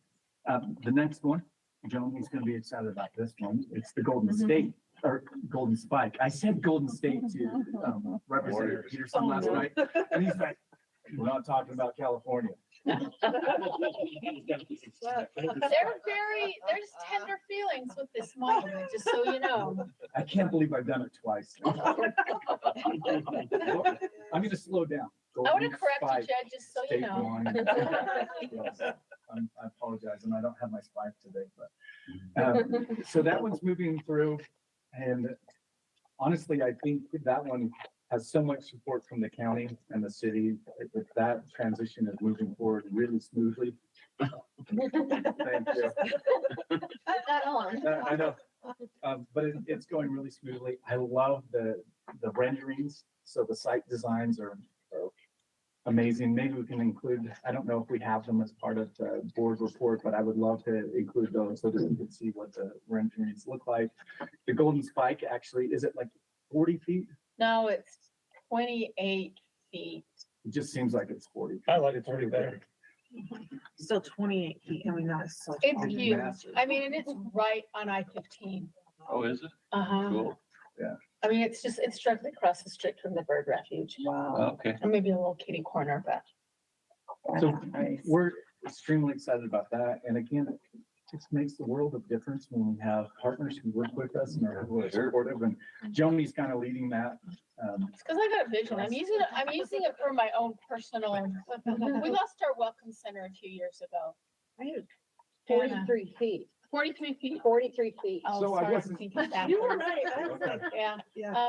And we lost our welcome center a few years ago. Our state welcome I center remember that. was shut down, and so, we're gonna let the city manage it as a city park, and then we'll take the building and we're gonna turn it into a new welcome center. Nice. And it's beautiful. Yeah. The grounds, the spike Yeah. itself. Yeah, because I remember I looked it up and I posted it on my Facebook. Yeah. So we're excited about that. Jack, we met with Senator Wilson the other day to talk about Bear Lake State Park Marina, and we made a request for appropriations in the ballpark of between $5 and $10 million to help out with some of the costs that, The new marina. yes, costs have increased, so we needed a little extra money. It's not likely that we're going to get that money, so we'll look at other ways to fund it. Likely fund part of it with state park restricted fees money. We have to have 3 restrooms at the marina.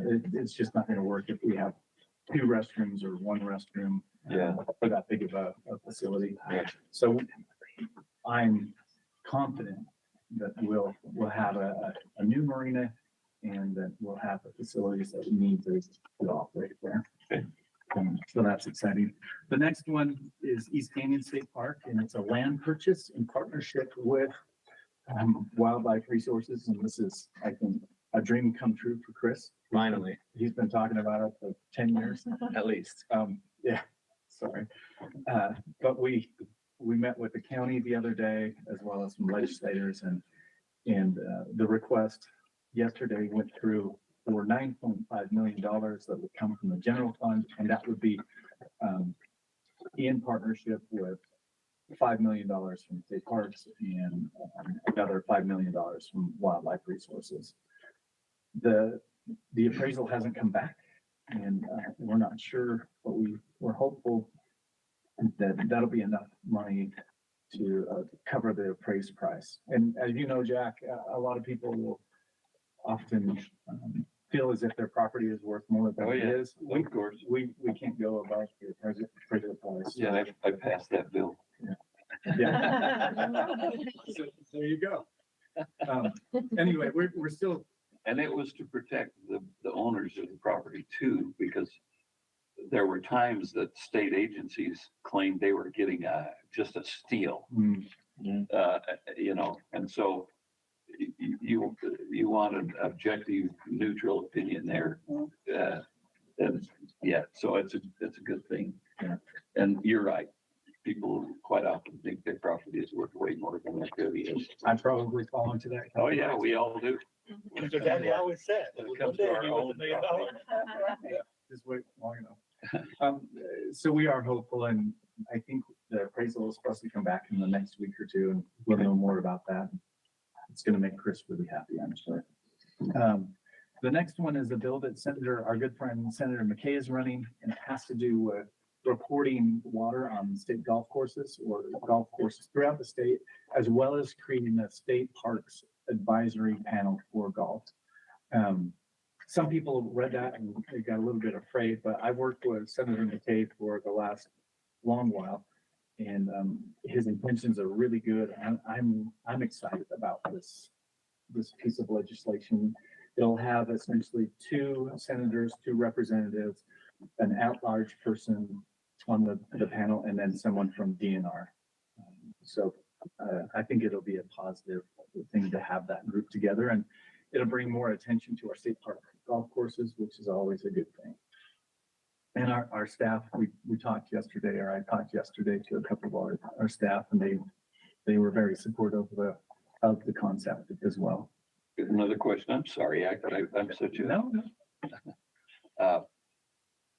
The Tribune characterized that as shielding golf courses from having to report their water usage.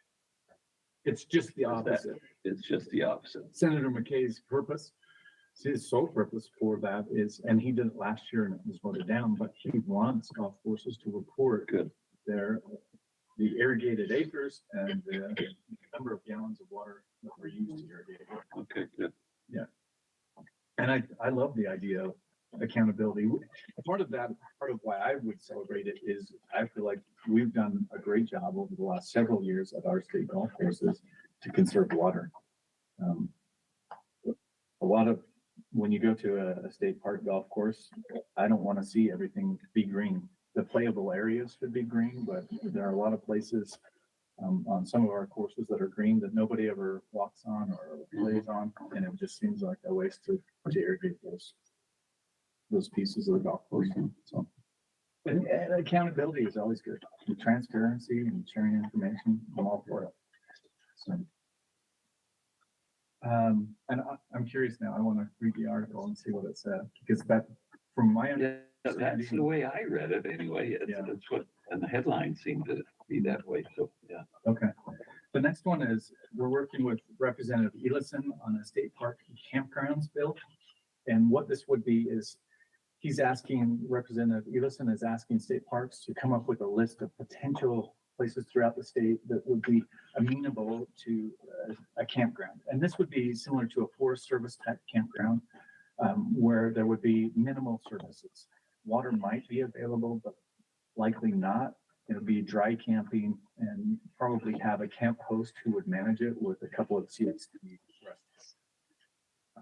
Again, this one's exciting. It's a new concept and idea, and I'm looking forward to working with the good representative as we move this one forward. A couple of other bills that we're watching. Senate Bill 108, which is Senator Kwan is the sponsor on that. And this is for veterans, anyone who has served in the military and been honorably discharged would qualify for free annual pass to state parks. There are 135 veterans that live in the state. 135,000. 100, sorry. I left off. I testified to this a couple of weeks ago in the committee, and they were really surprised when I said 135,000 veterans live in the state, and that doesn't include the Gold Star members of our military families who have lost someone in a conflict or in the military, who would also likely qualify for this program. Senator Kwan she's appropriating or requesting an appropriation of $200,000 for this program, which would pay for about 1,600 passes out of 135,000 individuals that would qualify. It has gone through the House, and I think it was even read on the Senate floor, and it's likely to pass.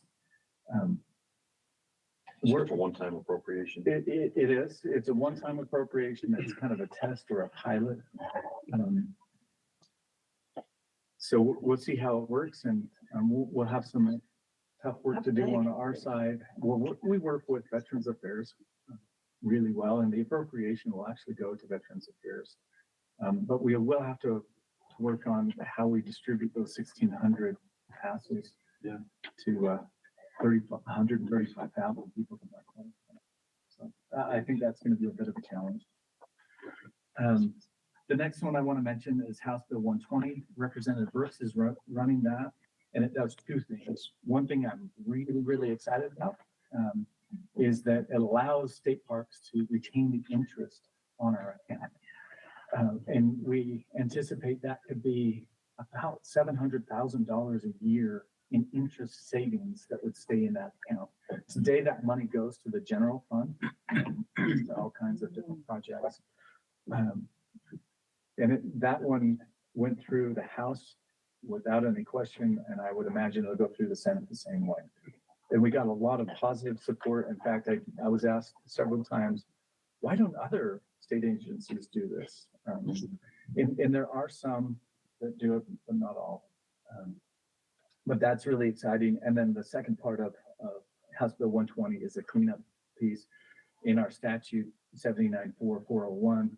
it refers to the boating program, which is no longer in state parks. So it'll repeal that section of our code, which is a good thing. And then the other day in our Natural Resources Appropriation Committee, our funding requests were heard and all of them were approved. I've mentioned the requests a couple of times now, and I'll go through them really quickly just so that you can get a sense of what we've asked for and what was approved. But the first one was compensation for our staff, as well as hiring a couple of maintenance staff members.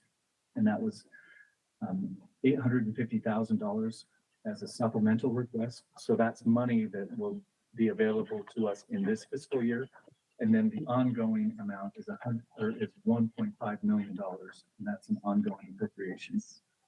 For our operational expenses, we were given $700,000 as a supplemental, and then $700,000 ongoing. We have road maintenance. We don't have a supplemental for that, but we have one-time money of $1.5 million for fiscal year 25 or 2025. And then an ongoing appropriation of $1 million.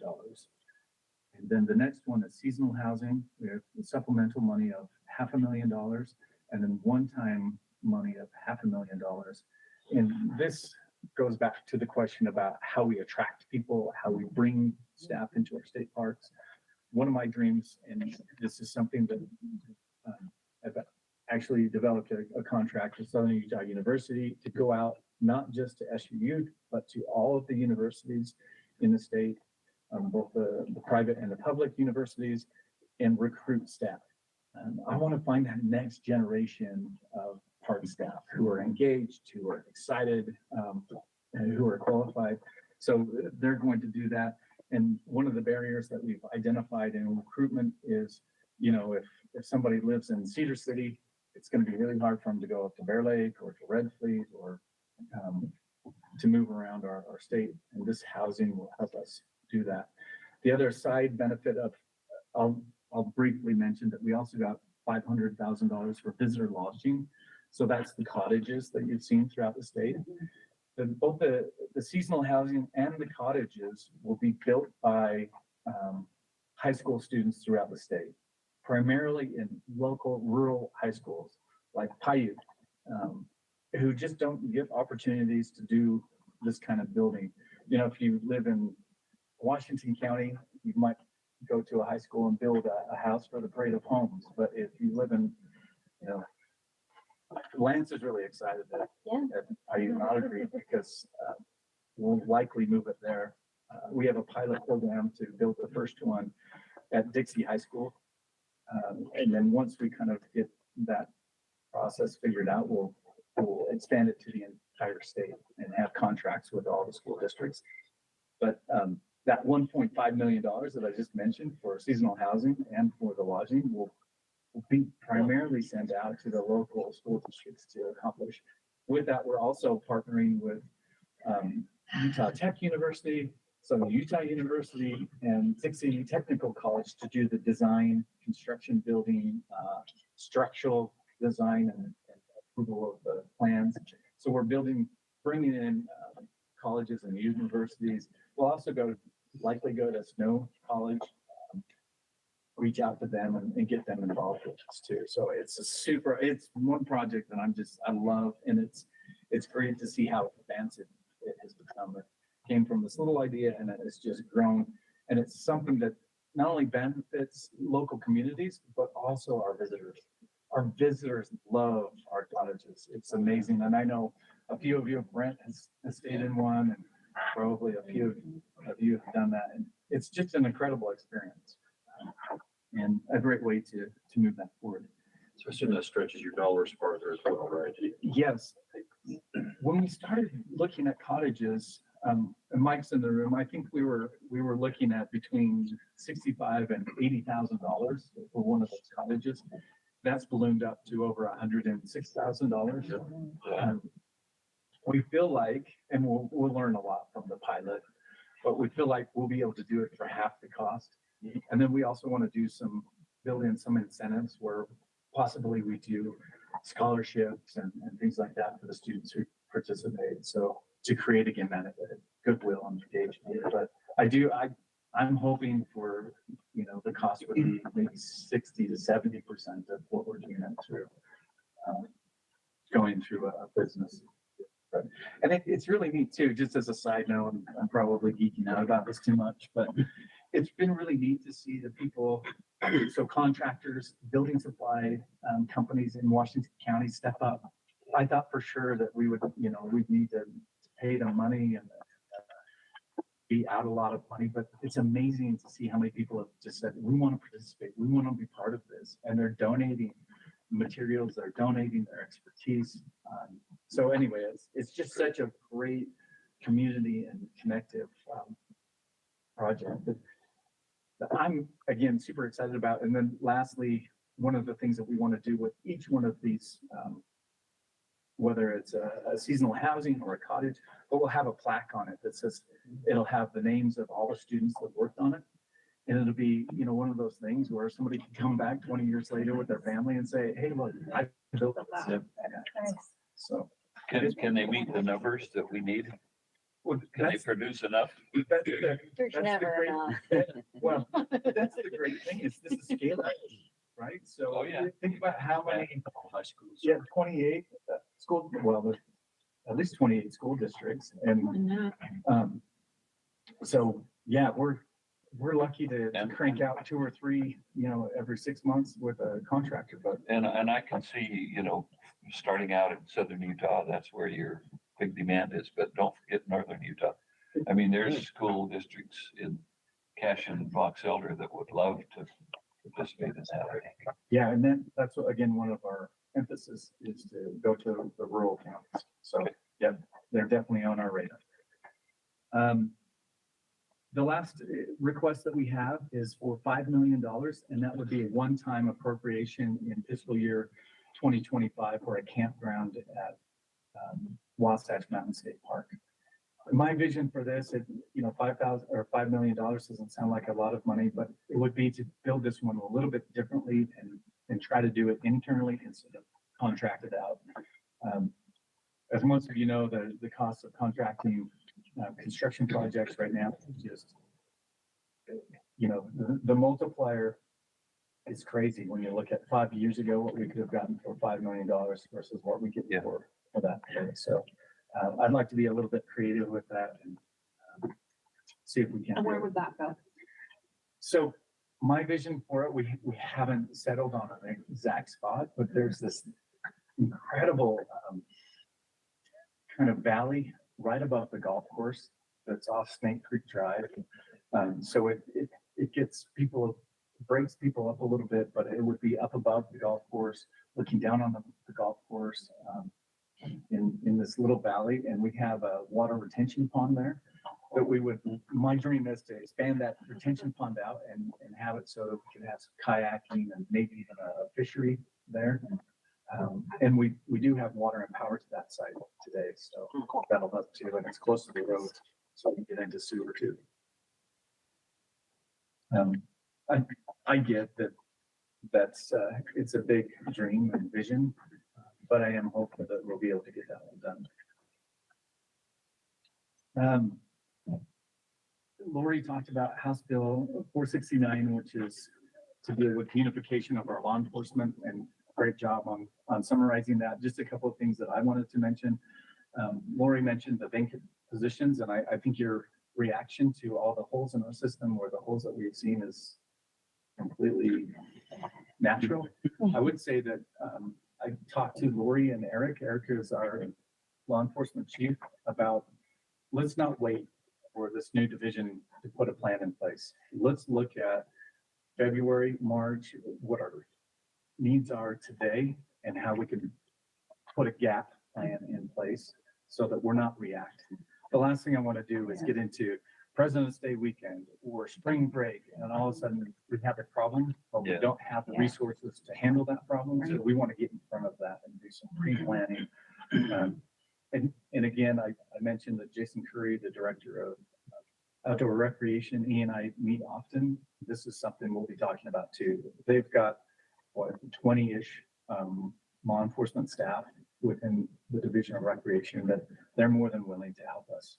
We just need to be able to organize, as well as Lori's put a great plan together as far as moving staff from the north part of the state or other parts of the state right now that might not have that need for a heavy law enforcement presence. So we can move and rotate staff to areas, to those hotspots where they're needed. And Lori and Eric have done a great job with that. So thanks to them.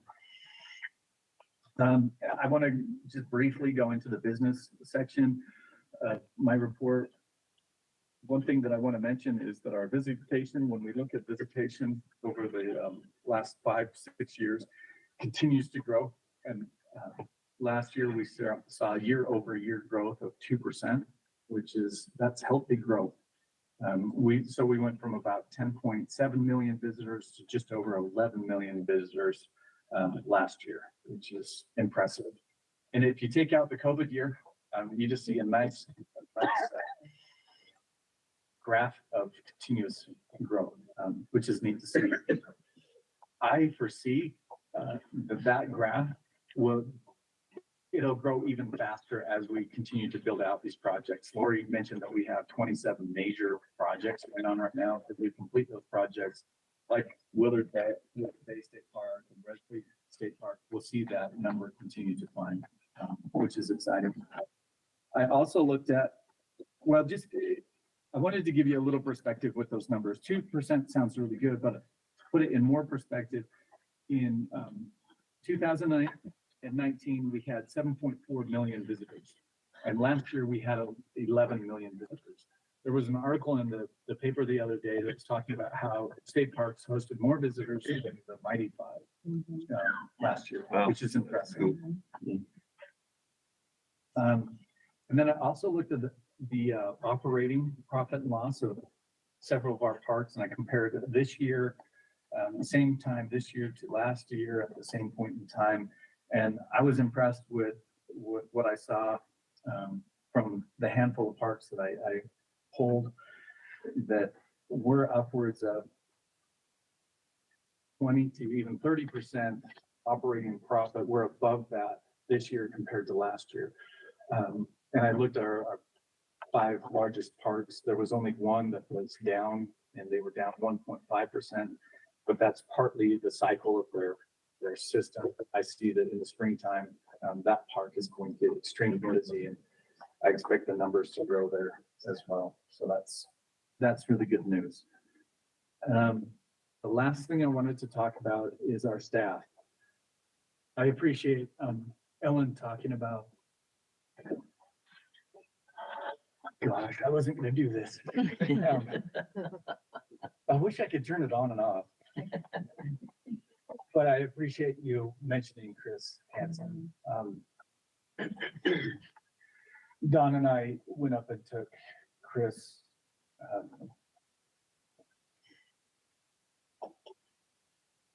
We went up and we made dinner, and we were just trying to do anything. You know, I talked to him every day. I just would check in, and I would always say, Chris, what can I do for you? And you know, Chris, I know.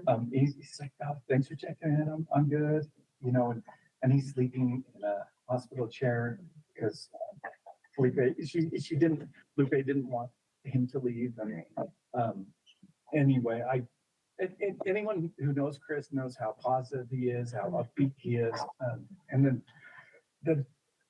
the night that we went to see him was a few days away before his wife passed away, and he was trying to put on a good face in the front, but you could just see how it was wearing on him.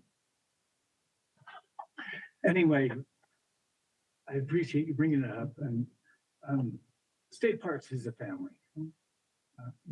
I view all of you in this room as family. I care about you personally and professionally, and it's so hard to see someone experience something like that, to see a loved one in pain, to be there, to sit next to them day after day, to see that is so tough. And I know that Chris appreciated the thoughtfulness and those who reached out, and even those who didn't, who were thinking about him and care about him.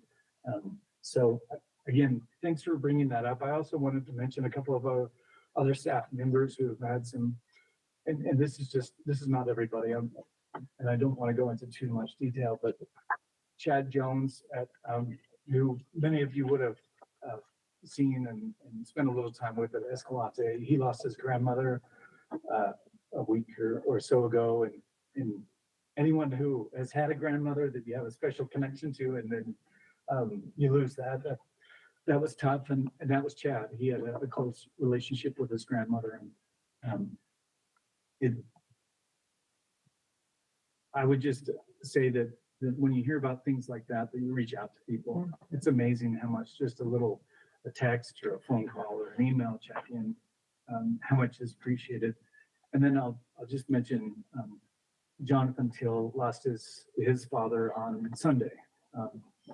And, you know, I haven't lost, you know, my father's still with me. I can't imagine what that experience would be like, but I reached out to Jonathan as well, and I would suggest that if you have a minute just to reach out and say, hey, I'm thinking about you. I'm sorry for your loss. And I know that it's probably, well, I know that these people wouldn't want to be recognized, but I think it's imperative that we reach out, give them a hug, and let them know we're thinking about them. So, with that, I want to do something. Now I'm going to try to change gears. I wanted to do something very different than we've done in the past, which is to spotlight some of our staff. We have amazing staff, and I reached out to the 3 region managers to share some of their exceptional staff and staff that they wanted to recognize. So I want to do that now. The first one is Matt Harris. That last name might sound a little bit familiar. Matt is Dave's son's, Dave's son, and he works at Yuba State Park. Matt, if anybody has met Matt before, you would know he's like, he's super quiet, but he's just a person who gets things done. If he sees a problem or something that needs to be done in the park, he just takes care of it. And I was talking to Cheston, the park manager, the other day, last month, and asking how Matt was doing. Matt was one that Lori mentioned that was in an accident, and a pretty severe accident, but he just popped right back up. He doesn't complain, and then he goes to work. But what I was going to say about Cheston is Cheston was telling me a month or so ago that Cheston will see something in the park, and then he'll make a note of it to talk to Matt or the maintenance person at the park to take care of the issue. They said almost every time Matt has already seen the issue and fixed it before he can even talk to Matt. He's like, he just takes care of stuff. And he does it in such a nonchalant, he doesn't bring attention to himself. He just gets things done. And he has such a great attitude. And I would say it's the Harris way of life, which I admire very much. So he's just got he's so optimistic and positive, and great has a great attitude, and is able to solve problems. The next one I want to reach out to or mention, this one's from Megan from the East region, is Brian Jensen. I had the opportunity to meet Brian Jensen and spend a little time with him a month or so ago too. And so Brian does the maintenance on the golf course and the park at Palisades State Park. And I'm going to preface this by saying that I love JD. So JD is the superintendent at Palisades State Park. But anybody who knows golf course superintendents knows that they tend to be a little bit critical and sometimes a little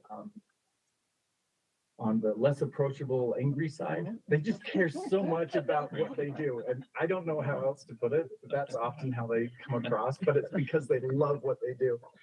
And to see and go and spend time with both Brian and JD, you could just see the excitement in JD when he talked about Brian. And he had nothing but good things to say about Brian, about his proactive approach of fixing things and taking care of issues. And Palisades State Parks and the golf course, they don't have a lot of resources. They don't have a huge expansive budget.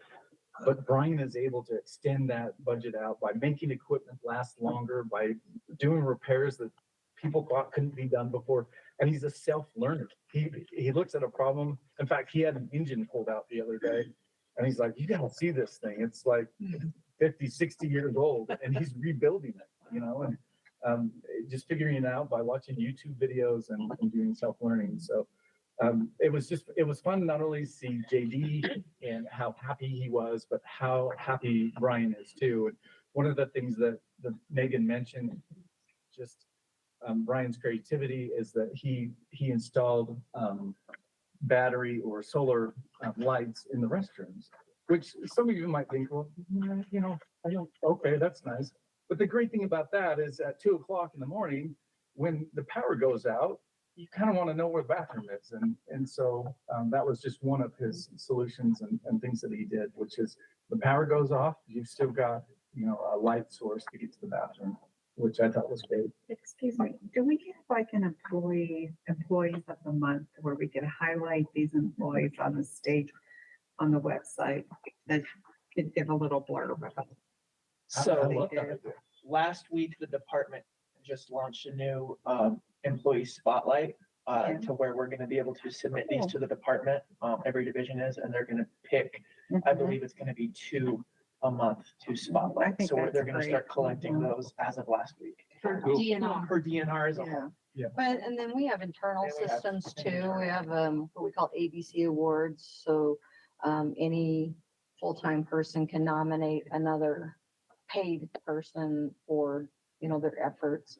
So that anyone can do that. And then, our division awards are coming up really. We've received nominations and we'll be awarding those soon. And the region has their awards. So those are annual awards that we do every year. And, yeah, we have quite a few little recognition things that we try to do. One of the things, and it's great that the 3 region managers are here. They saw me, so this is the big unveil, I guess, for something different that I want to do. But it coincides with exactly what you're talking about. And what I'm doing here is that I want each region every Monday, and we have a conference call every Monday, but every Monday I want to spotlight a staff member, something that they did and did well. And so they all get to learn about this. I started doing this. They probably didn't even recognize that I was doing it. But I started doing this with a week or so ago with a staff member that we have at Snow Canyon State Park in Phoenix Johnson at Snow Canyon State Park. I don't know if you met her when you were at the park, but she does an Instagram post, and it's so fun. It's like 15 to 20 seconds, but she makes it fun, inviting, educational, and just does a great job. So that's something that I'm going to be asking the region managers to do every Monday. And that'll be great because then they'll engage with their managers within their park managers within the region, and their park managers will engage with their staff to find those people and to recognize them. And it'll be something that we do as a division on a weekly basis. But yeah, I love that too. And then just a couple more people that I wanted to recognize today.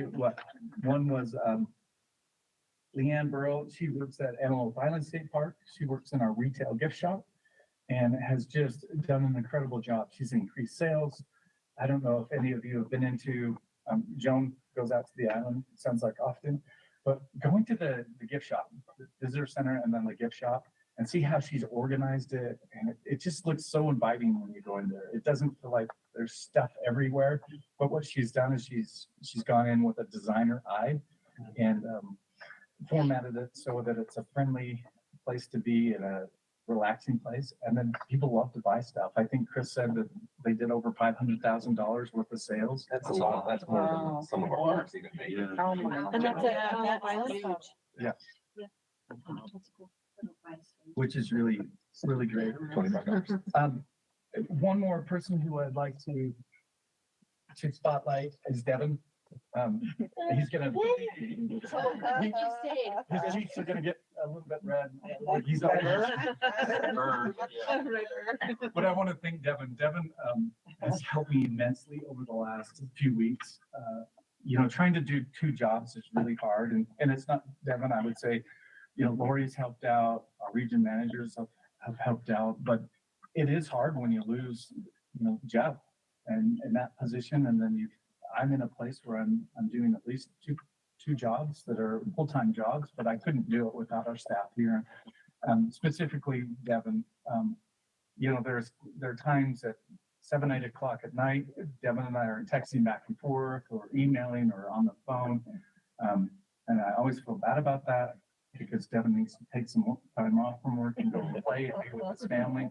And he's getting better at that. But I just can't thank Devin enough for his willingness, his attitude. I've never asked him to do anything where he hasn't said, "No problem, sir," or "Thank you, sir." We need to correct that a little bit.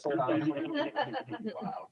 But just his responsiveness, plus his intelligence, his experience, and I just very much appreciate it. And appreciate Now I'm sweating. you. So, I know. Feels better. and then lastly, I want to close with two things. I miss Jeff. Jeff was an incredible director, a great leader of the week, which is great, and that will continue. But I wanted to thank those who took the time to say a kind word to him for his celebration, whether that was an email or a voicemail message or a text. And then those of you that were able to come to his celebration at Palisades State Park, it was great to see you there. And I know that's a time commitment, but it meant a lot to me, and I know it meant a lot to Jeff to have you there and have your support. Lastly, I want to mention, I'm going to close with where Corey really started. I don't know how many of you watched the governor's state of state address. Our governor is amazing. The way he talks, the examples, the stories that he gives, the way he communicates is very engaging. And he started his state of the state report off by mentioning 3 of our state parks. He did leave off the state park part. Maybe we can work on that. But he talked about our amazing state parks, and it was great because Patrick, who you would have met at King State Park, I'm watching it, and Patrick's like, "The governor just gave me a shout out." Anyway, it was just so great. The one thing that I would, and this isn't a criticism of the governor, but there are 2 things I would love for him to maybe change. One was to include state parks in those, as well as he said, our state parks are amazing places. And I completely agree, but I want to go back to what Corey said, which is it's the people that makes them great. They would be amazing places to go and visit, but the visitor experience becomes exceptional because of our dedication of our staff and the people who are there and care about not only the natural resources and the park facilities, but the customer experience. So, and the feelings, I think, Lisa, you mentioned the feelings that you walk away with and the memories of those experiences that you get to share with others. They're life-changing.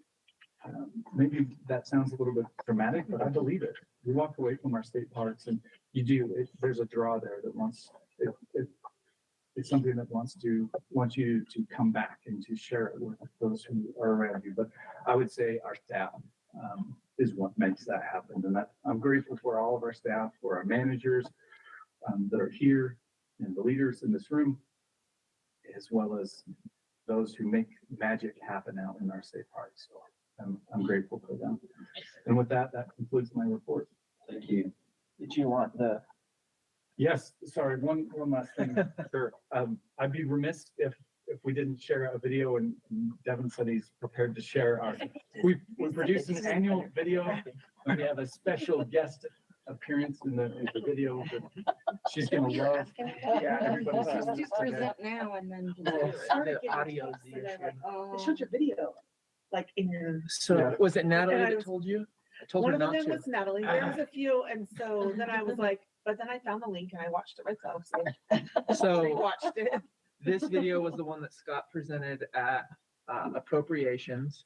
And if this will load the chats for where Devin is. Yeah.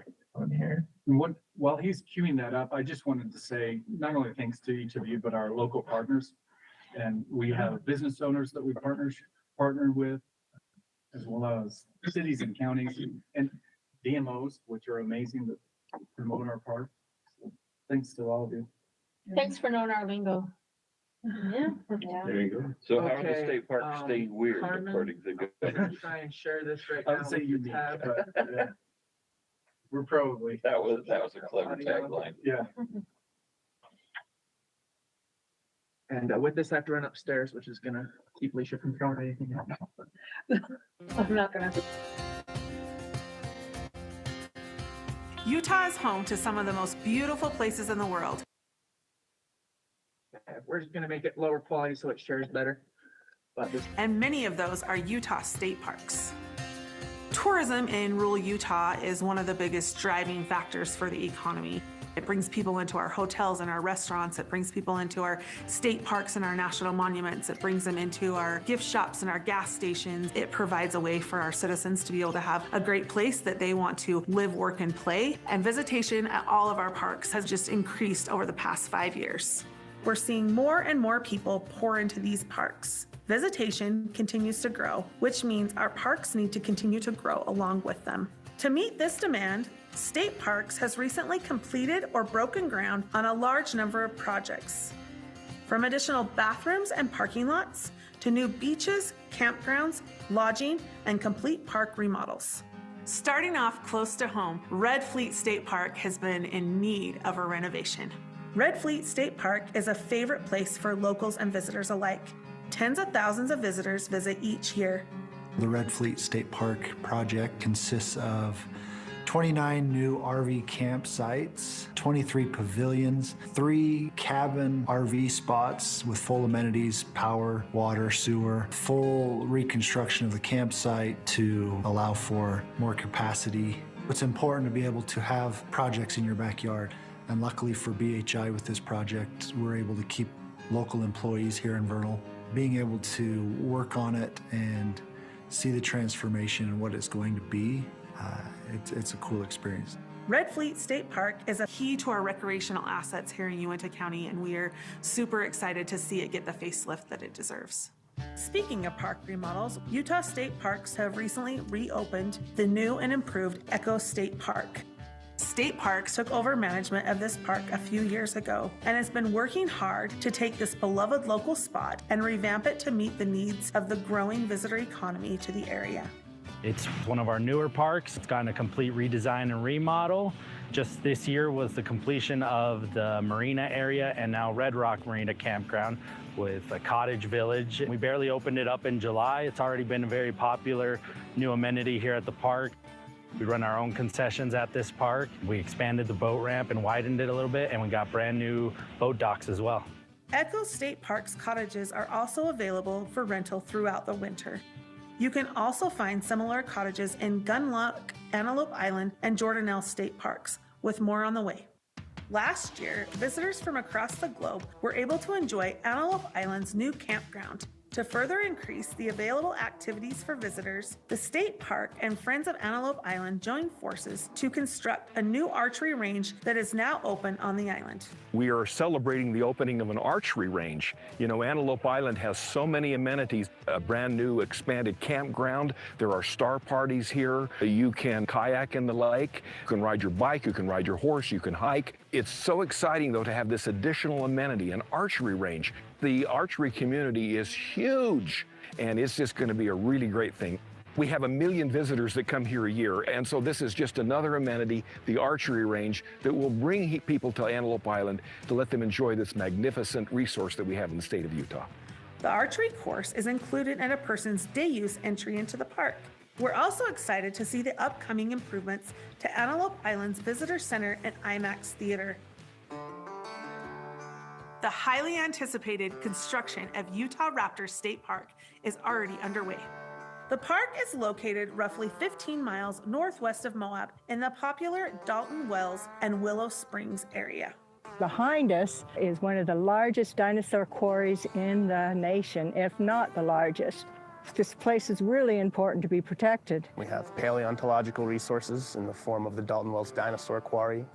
On top of that, there are cultural resources in a couple different levels. During World War II, the site was converted to an internment camp. Preserving sites like this are vitally important. this place will become a very big attraction for many people in state, nationally, and internationally.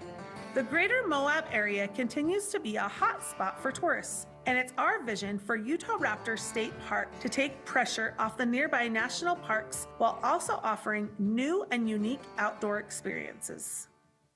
We've also celebrated grand openings at Rockport Day Use Area, Quail Creek's new campground, Deer Creek's new campground, and trail improvements at Fremont Indian State Park.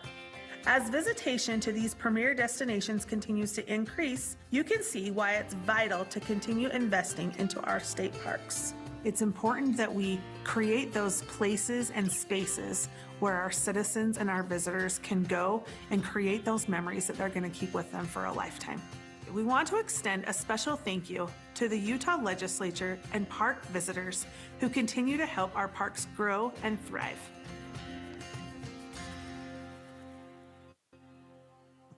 Very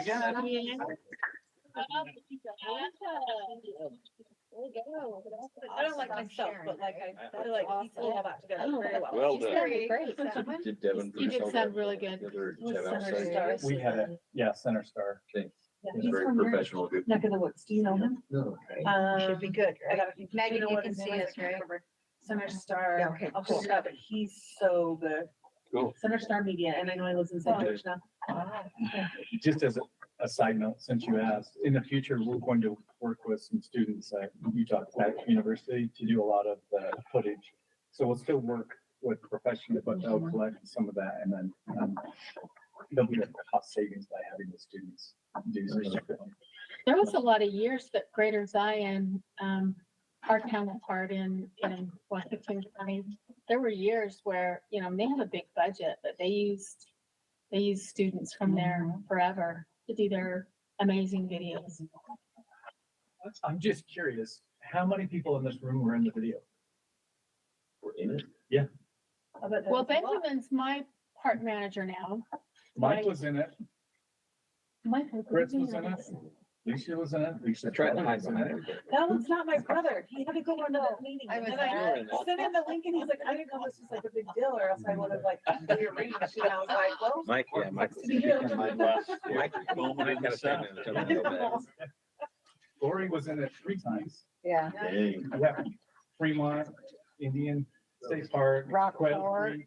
Oh, Rockport. Maybe 4. 4 times, probably because of Red Creek. And we State need to Park also. rewatch Did you go to that one? So Yep, just I've for been your, to and just for your Almond, board I think. members, we had Natalie as the star, now Alicia Yeah. is. the- One of you Yeah. could have Who's next? Who wants to sign up? Yeah, or just would you ready? And you all Brent's know the that next Natalie guy. is the new managing director at the Utah Yeah. Did you all hear that? Yeah, Natalie's the new managing director Oh, of yeah. Utah Tourism. Now you can see why she didn't get renewed on the board. I think already- Yeah, other things in mind. Very cool. Very good. She'll be a good partner though. Yeah. Yeah, for sure. Just want to recognize Mike and Susan. Mike was on your write-up. You renewed a lot of contracts, a lot of concessions, a lot of headaches, dealing with things. Appreciate all your work. Susan, appreciate all your help as always. Good things happen with you guys. Any other last questions for Jeff or staff? Appreciate that. This last thing is setting our next meeting date, and I think that's already set, May 8th and 9th. Is that what we have? Need Melanie to verify it. May 8th and 9th is not- That's here, right? No. I've got scheduled. It is the 8th and 9th. I think we're looking at going down south, down our way. Oh. Yeah, I think you and Wayne get to. Yeah, it Yeah, says, well- it says carb, or, Kerber. that said carbon, I had, but then it says No, it's Washington. Washington County. That carbon thing is a legislative update, I think, Larry. Sorry, I'm looking at the wrong thing. There's too many things on that day. Right? There's a ton. Okay, so we'll put together something good. Make it happen. Sounds great. Is there anything else anybody needs to bring up? 8th and 9th. Yes. Both days. Okay. Yeah. So I think our approach would be to have some sort of a field trip, something set up on the 8th, and then our regular meeting will be on the 9th. Sweet. Mhm. Okay. There's nothing else. I'd accept a motion to adjourn. So moved. Meeting adjourned. Thank you, everyone.